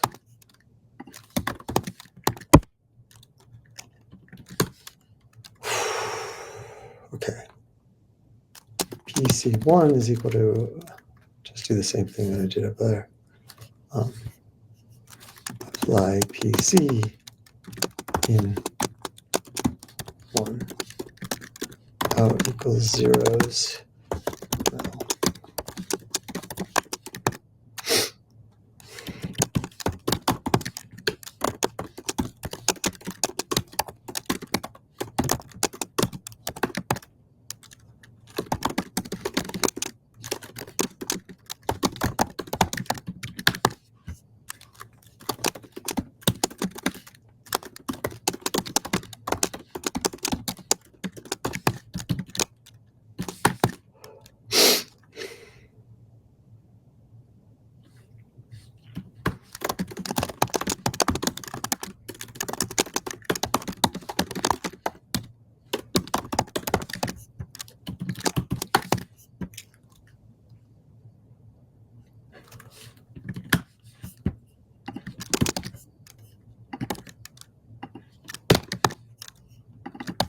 Let's do the same thing for PC coils. Let's add it to do checks.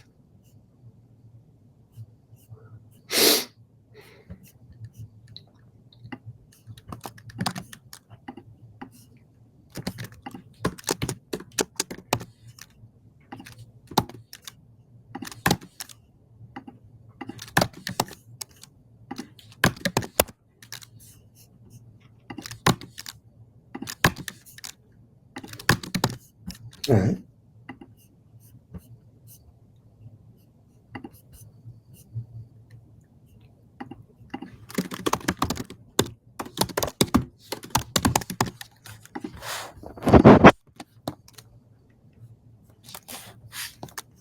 PC coils passes. Great.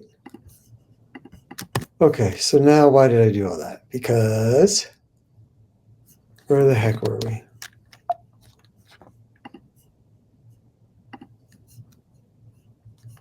It's this.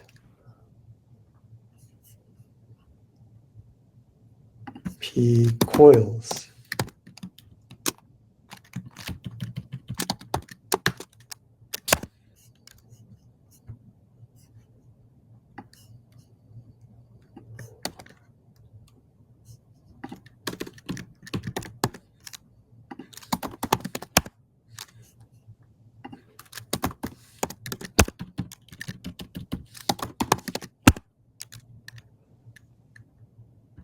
Okay.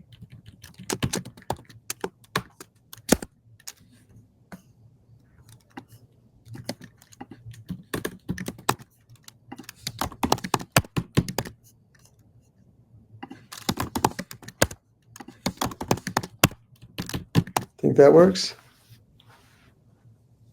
I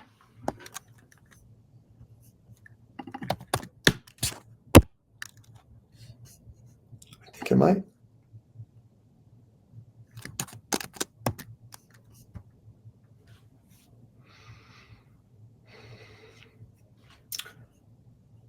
That was dumb.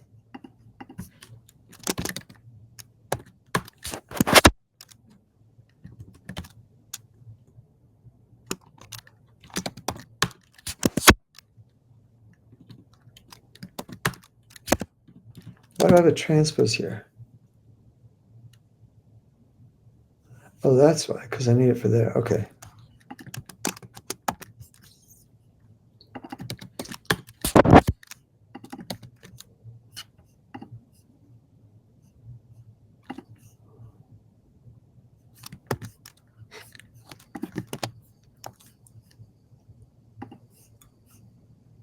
No way.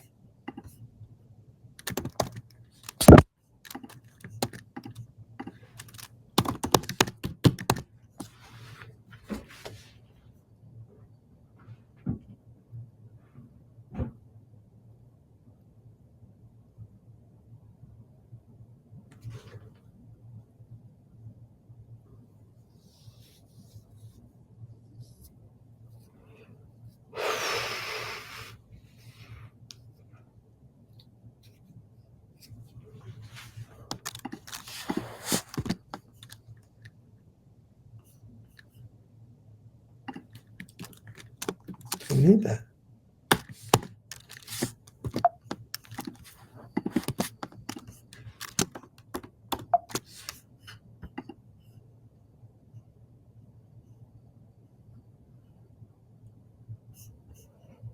It was running before, but now it's not. What on earth did I change? Okay. Oh.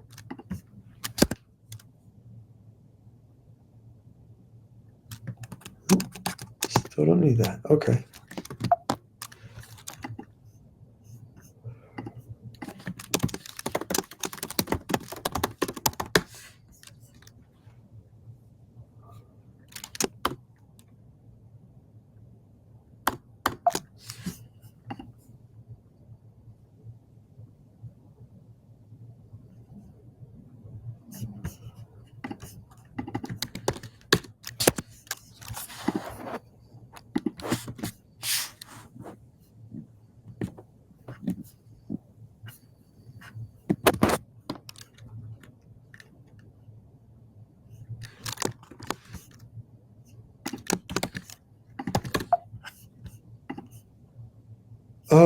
Okay.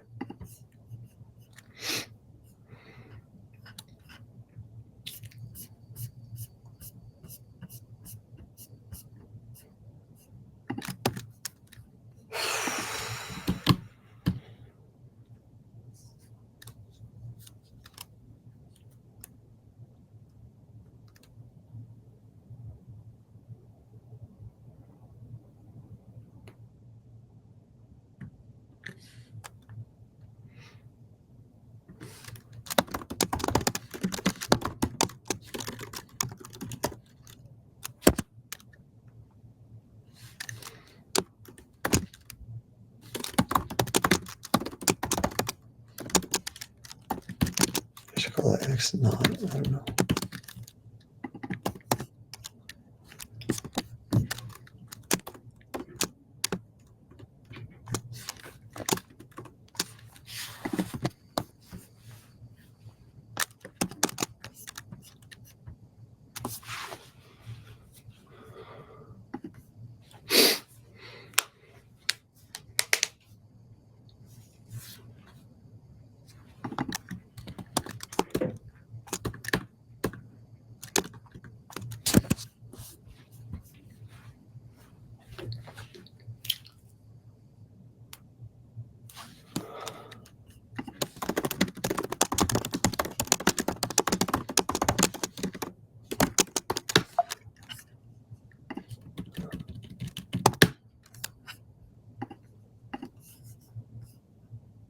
Hmm.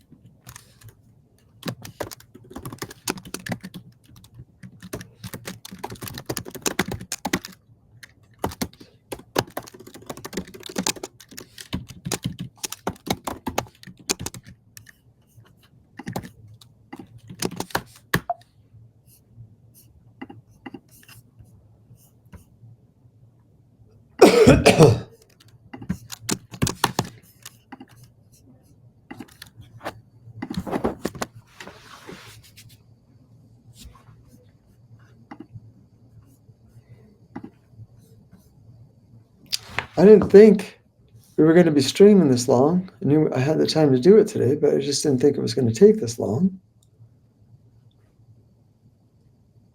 I'm excited to add in the support, but it looks like I'm going to run out of time. This is all ancillary, right? Like this is just not.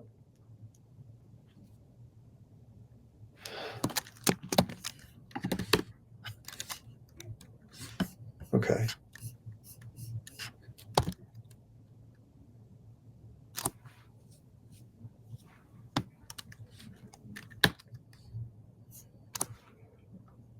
Well, that's not good. Okay.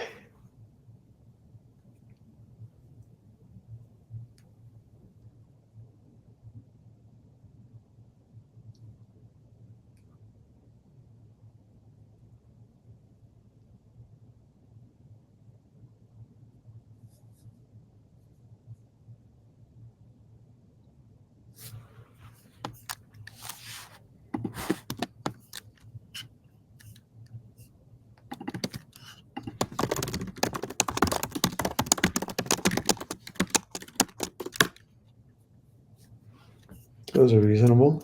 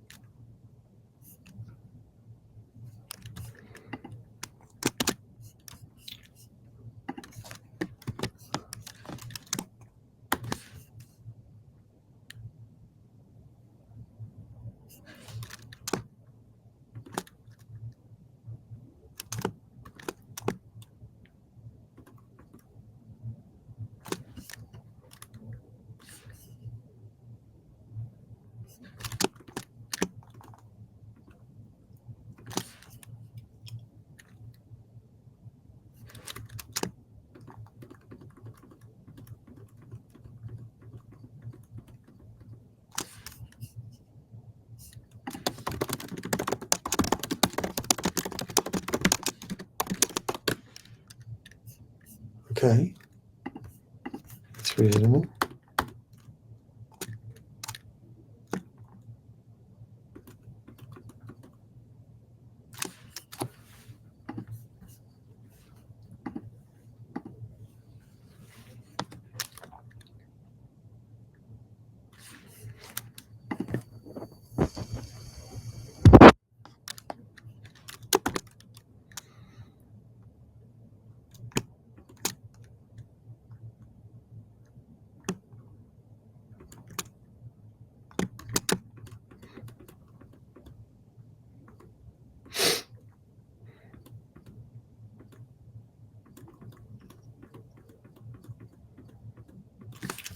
MLP1.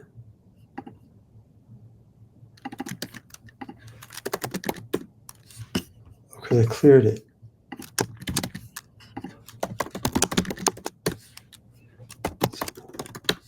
Yeah, okay. I could just call this and support.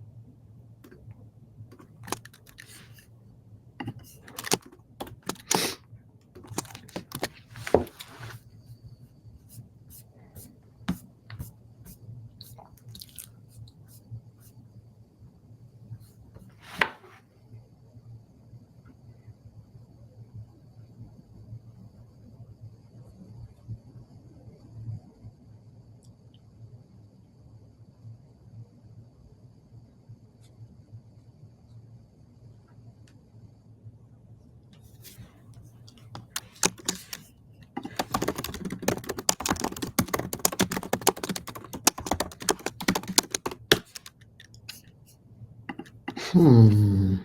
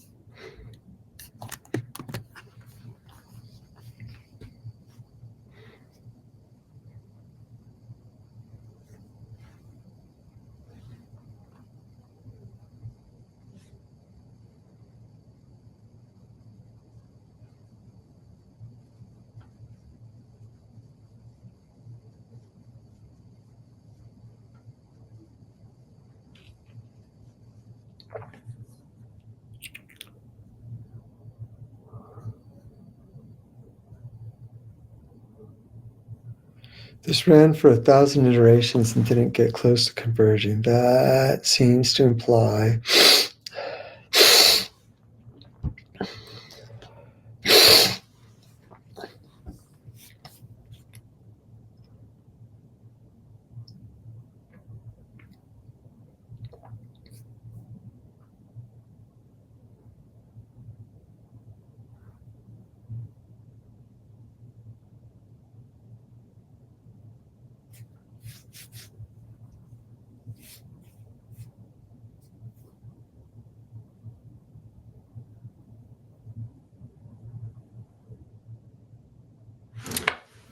This is actually harder than, there's a simpler version with support. Here it is.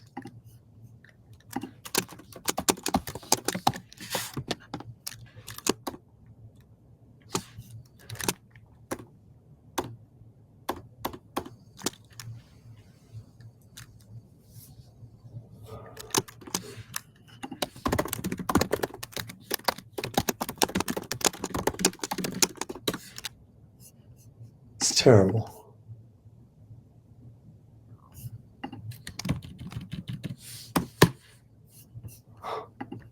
Shoot.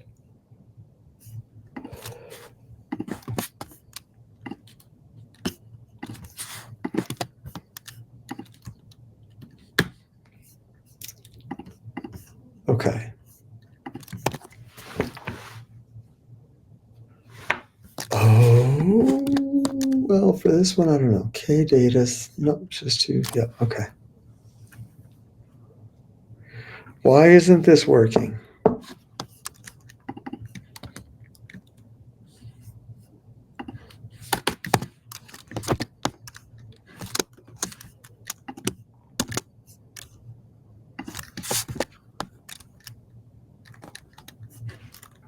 It's the number of images in the support.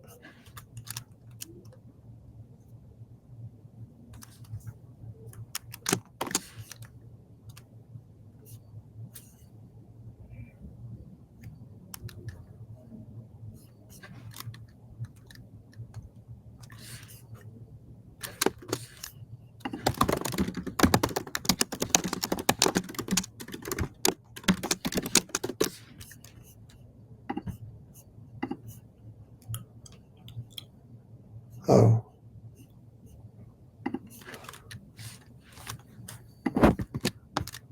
Is this undo check somewhere? No? Is this undo checks? No?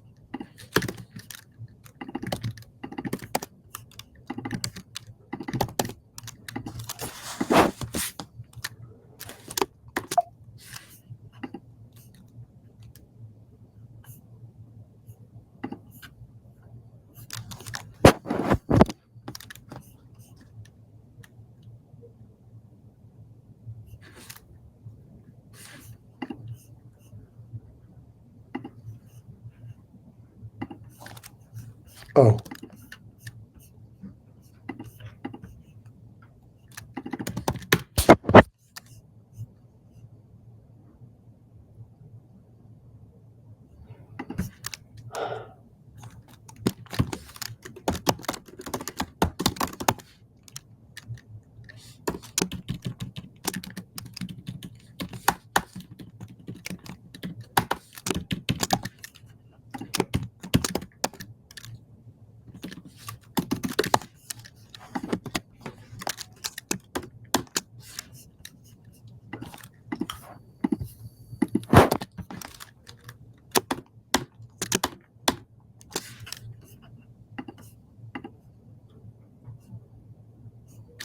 Okay, this is passing.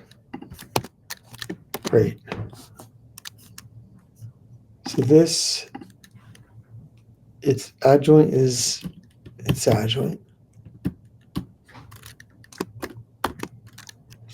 We've implemented the adjoint correctly.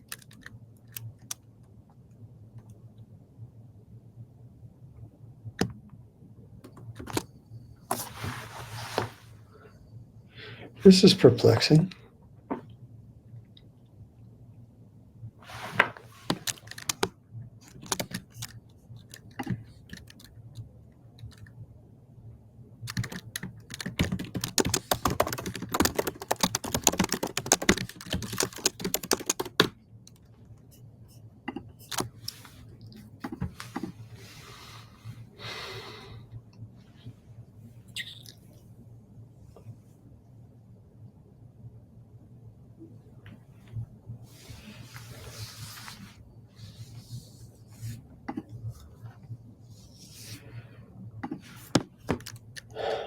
We already have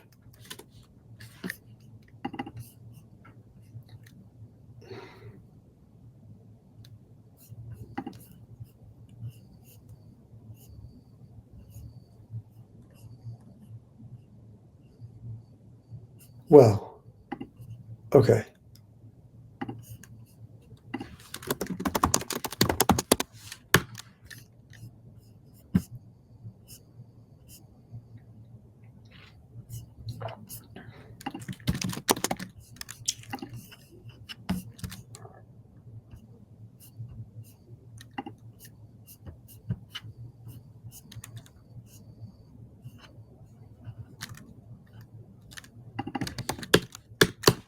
No.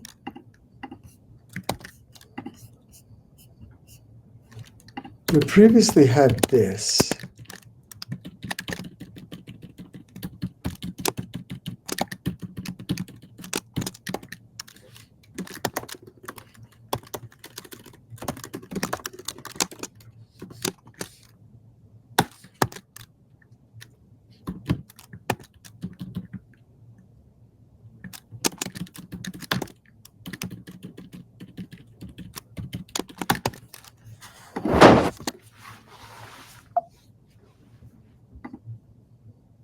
Too many output arguments?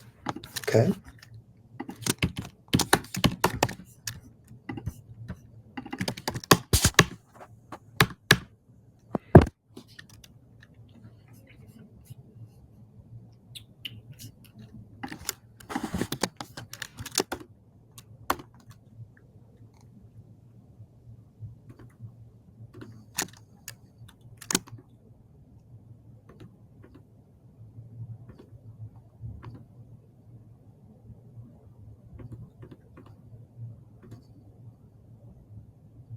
Oh.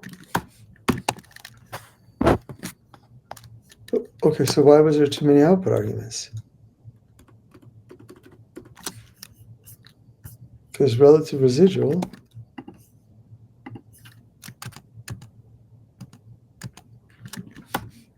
Oh, maybe because I had. Okay, I think that was the issue. Okay. Okay, that's what I want. So we have code that does that. It's just model-based recon. I'm going to do the simple thing here.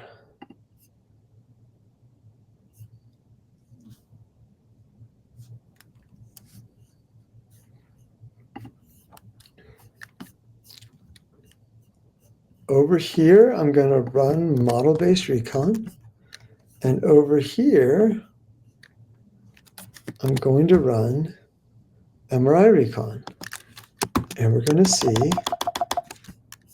what on earth.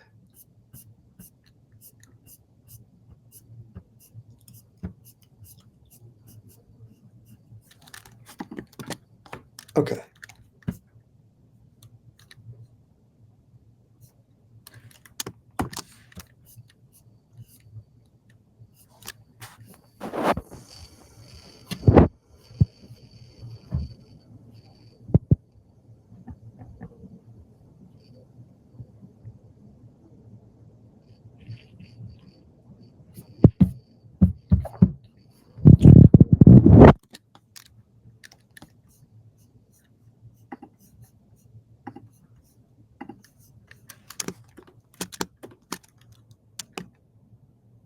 apply E. Let's go into apply E. So what is image not here, by the way? All zeros. Okay.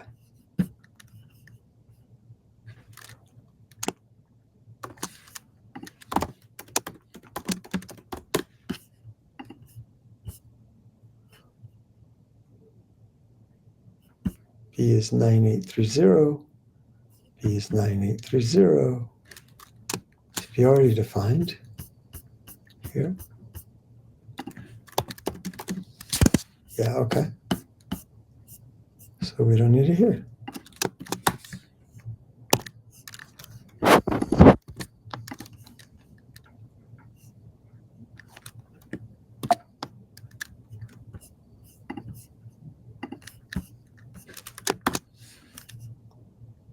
Image not zeros 46258. Image not zeros 46258. Why are they not zero? Oh.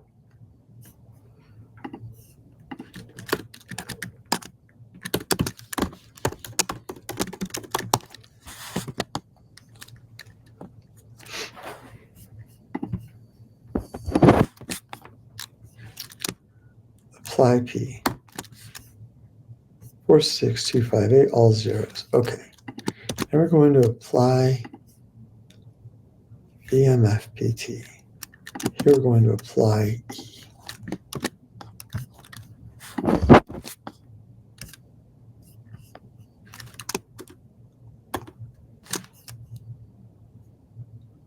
S image.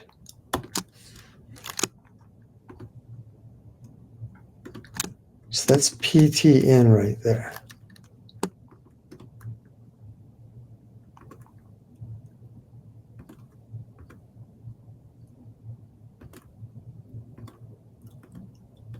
So now out is 256 by 256. Yeah, and they're all zeros.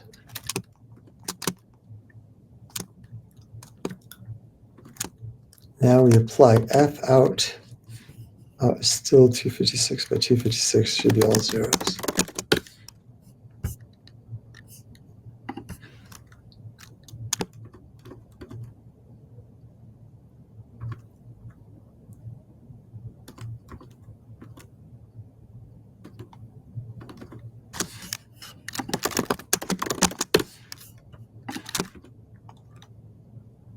Apply M.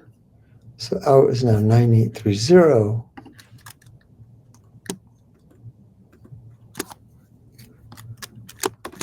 Out is now 9830.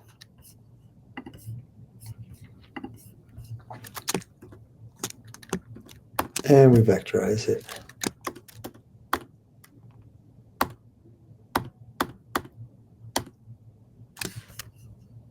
No need to vectorize it because it's already a vector at that point. Fine. Okay, great. Now we're going in here.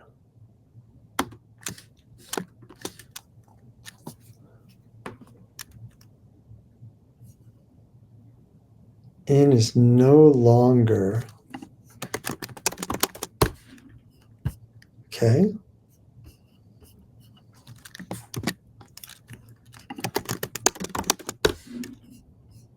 One 1.7, 0.8294. Okay, these are all the same. Okay, at this point, the data is the same, which is unsurprising. Now we're doing P.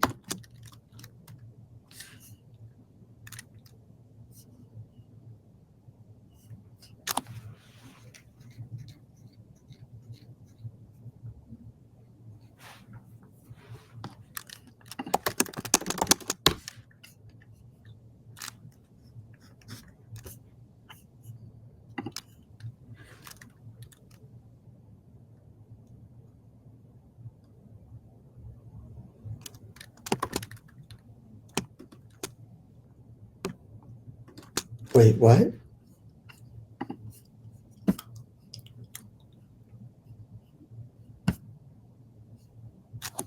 No, that was M transpose. Sorry.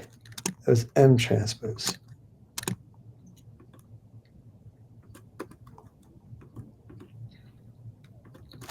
Okay.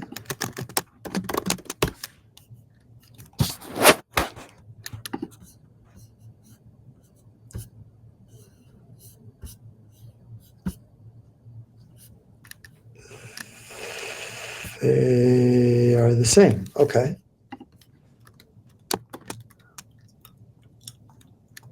Reshape in SKJ. So that's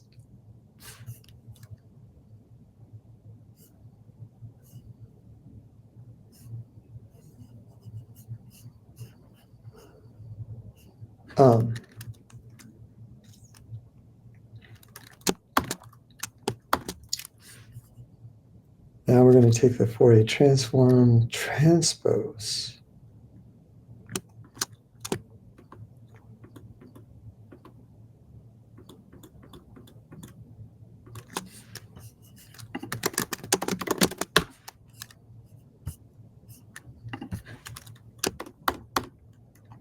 We're going to take the Fourier transform transpose.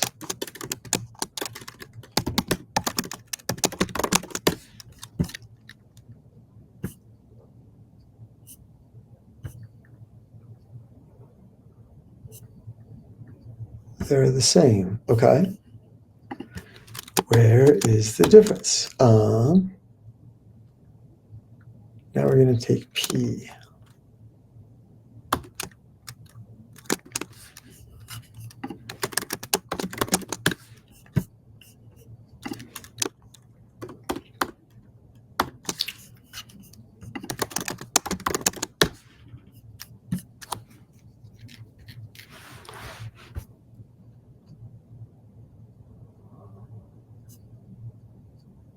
They're the same.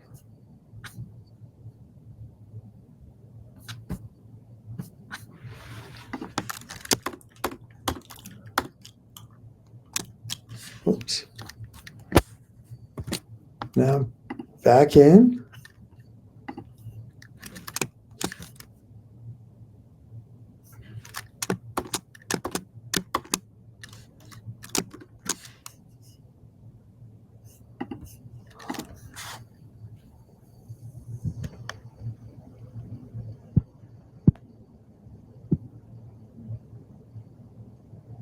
I don't think we need this.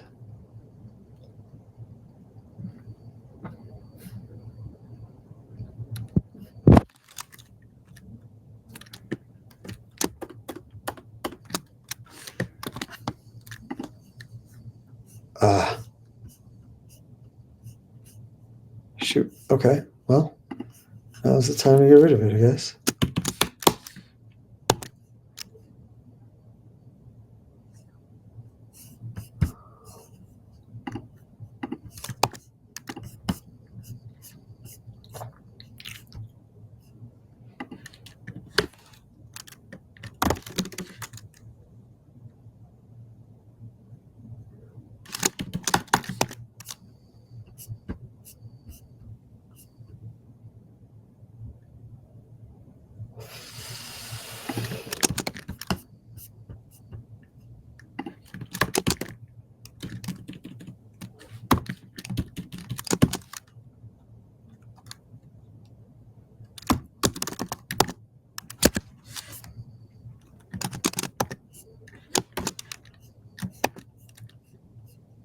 Okay.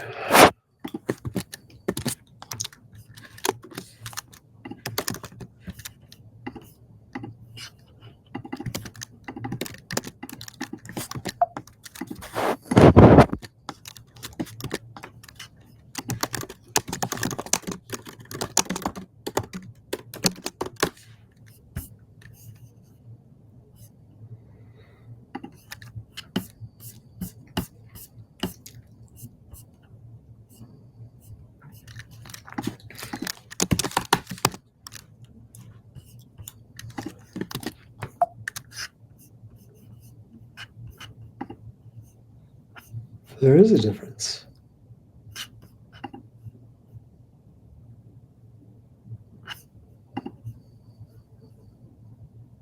Oh no, okay.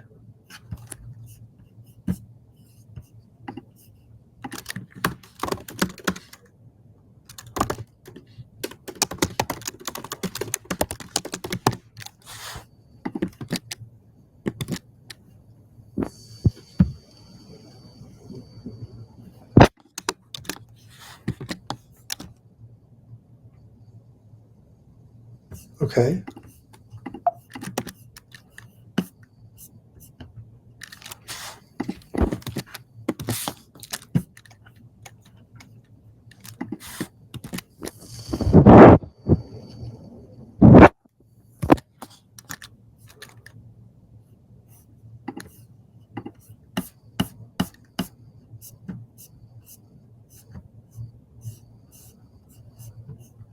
Why doesn't it stop there?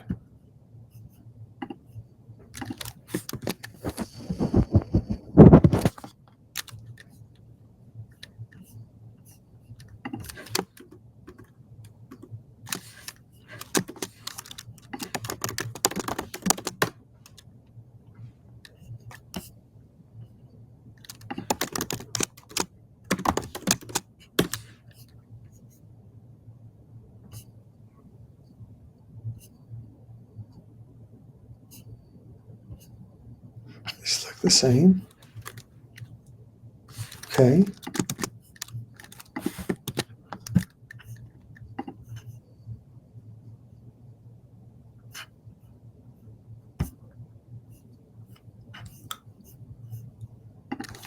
Is it N max? Something like this?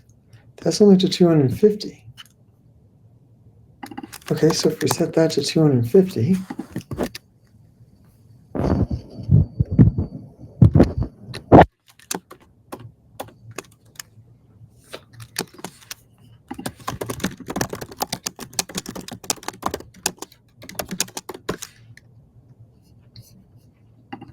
okay.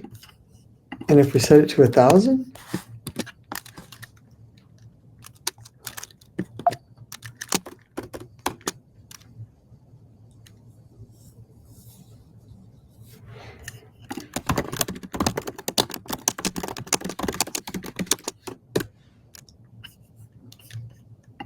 and if we set, that's still not, okay, so what if we set it to 10,000?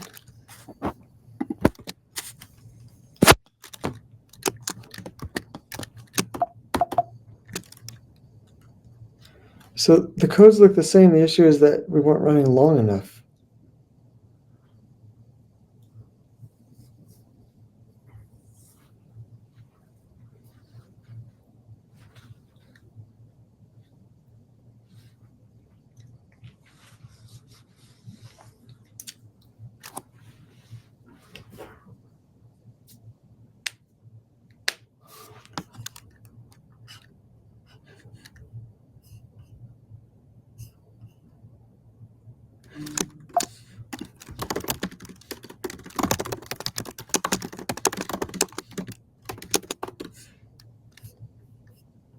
It converges to that.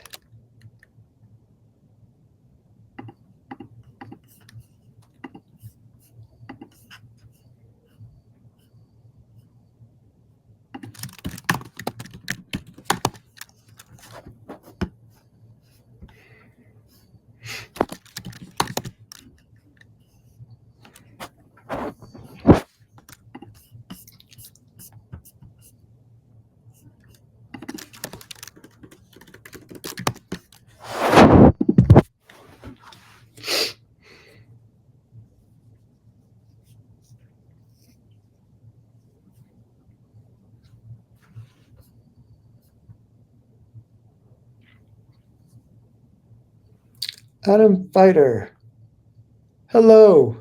How are you doing today? You caught me at the end of the stream, but thanks for showing up.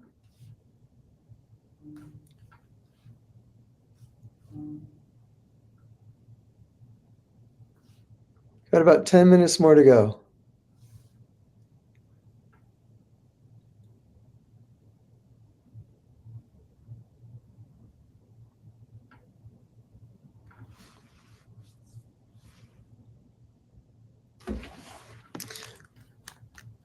How are you doing today? All right, let's see. Okay, so that was the issue. Model-based recon works just as poorly as MRI recon.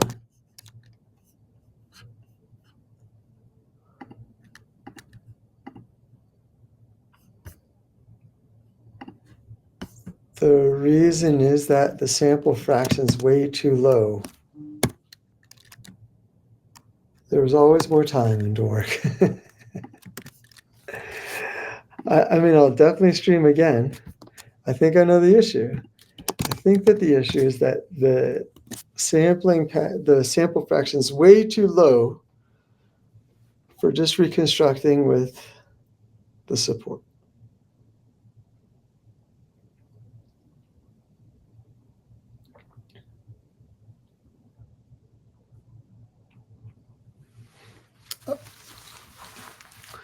I dreamt I was in a library and in the shelf before I saw a book that said signals. Now here I am.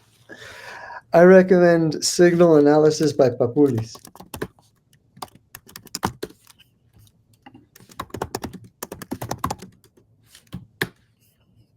This book. This book is great. It's my favorite one.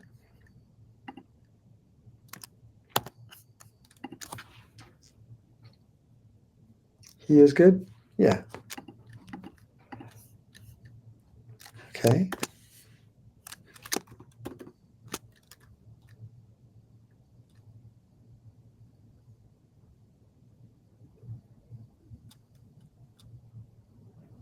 What do you do, Atom Fighter?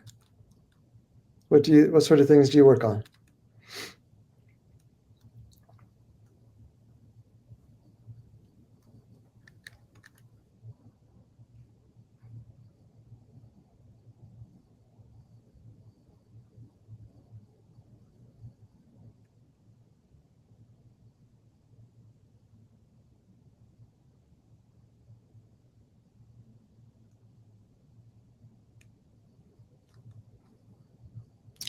Applied Digital Signal Menolakis. I have that book. I didn't like it as much. Or at least I used to have that book. Applied Digital Signal Processing. Menolakis. No, this isn't the one I had. I have a different of his books. Theory and Practice. Okay, Atom Fighter. Adding to the shopping list. Thank you for the recommendation.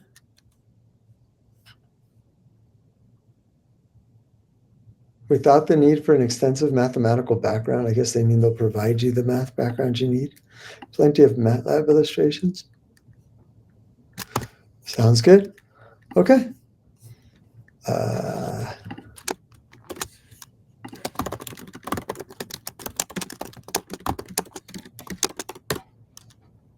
No, that's just noise. Okay. This is terribly perplexing.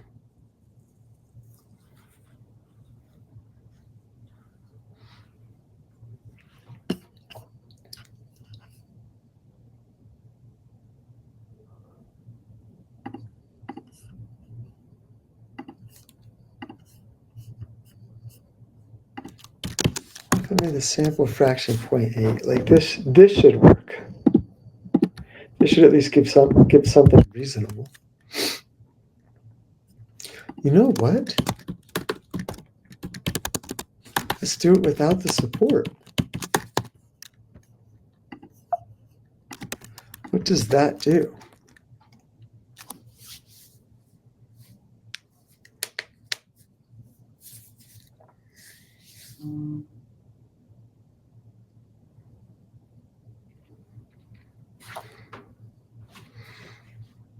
What sort of things are you working on, Atom Fighter? Are you a student? Are you using this stuff in your career?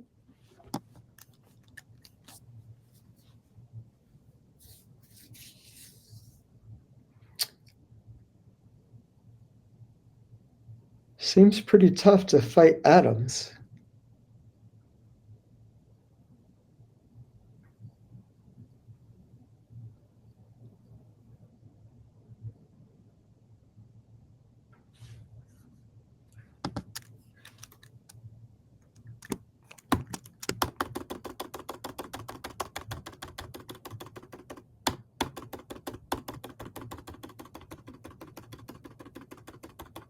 Let's get past all of this, all the do checks.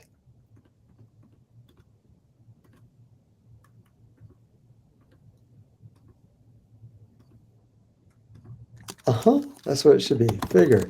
Item show scale, absolute image. Okay, right. This is a great image. It's 80% sampling pattern. The support is correct.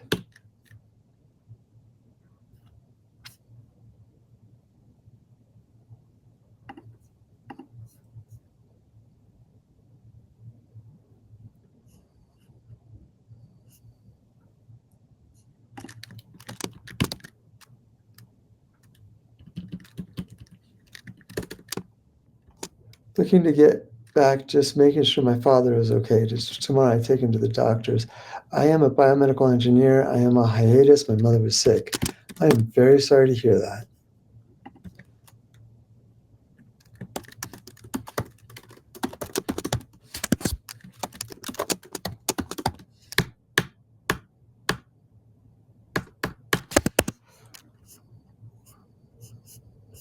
I am on hiatus. Your last job, what were you doing? It's hard to talk about things like, work when you're concerned about your family.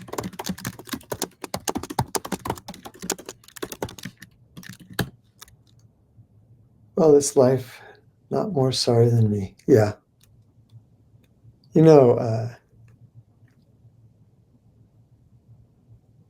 Yeah, like you say, it's life.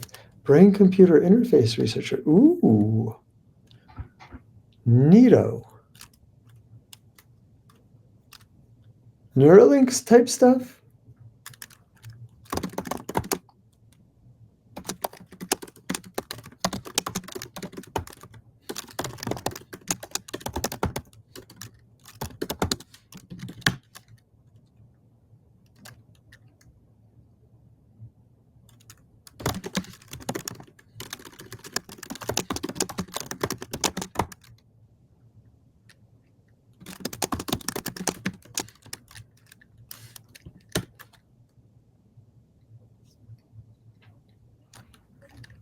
Yeah, Neuralink.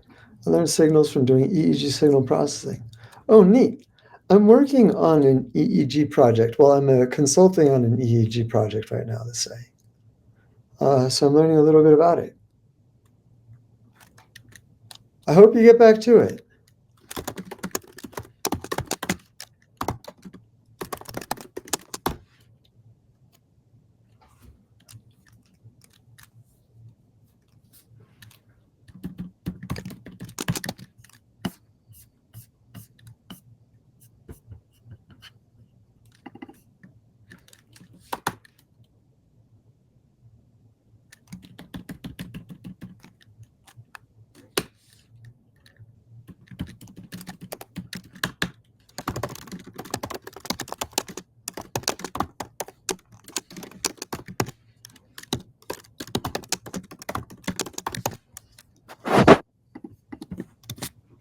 It is a prior research before BCI.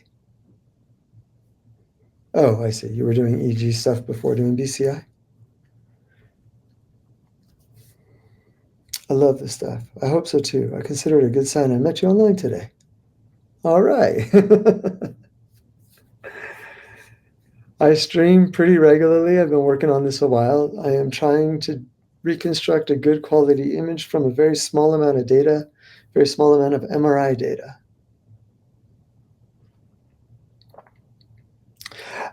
Actually, the project I'm participating in is hiring. So if you want to apply, we're in Colorado. I'm at the University of Colorado. Let's see. I don't typically show my email, but I guess today's the day.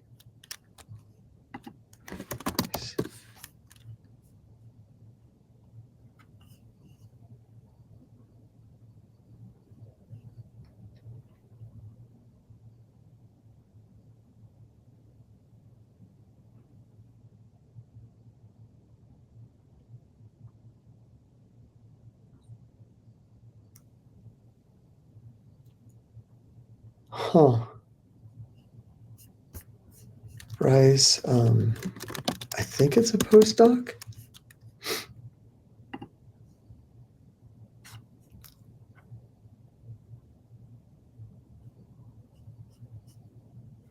Okay, here we go. Yeah, postdoc. I'm not sure if you have to be a doctorate for it. Position overview, the McConnell Lab, training environment. Yeah, so this is the job. We're working on EEG stuff. Let's see. University of Colorado Anschutz, careers, where I'm at the University of Colorado Anschutz, careers.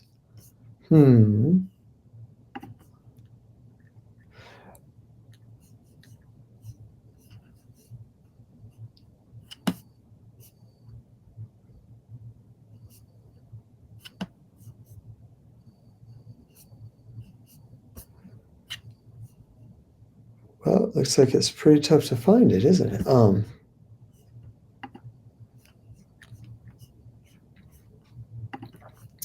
Search for career opportunities. Anschutz.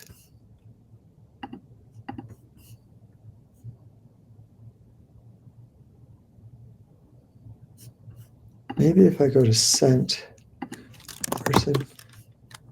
Yeah, here we go. So this is a job number 36139, postdoctoral fellow working on EEG stuff. I think they'd be very happy to have someone with a strong background in signal processing. All right, there you go. All right. That was a little bit of a sidetrack. Let's see where I get to here. Crash. That's where I get to. My, oh my, do I have to get going? Why did that crash? Must return a column vector. I understand that.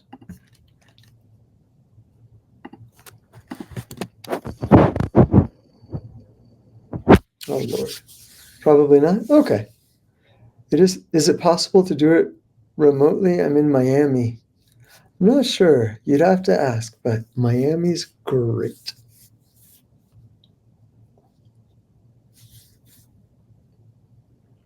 I am not the hiring manager for that position. I just work on the project a little bit. Are there BCI jobs in Miami? All right. Unfortunately, I'm not going to be able to finish this off. Adam Fighter, I wish you the absolute best. Thank you, everyone, for joining. And we're going to call it a day.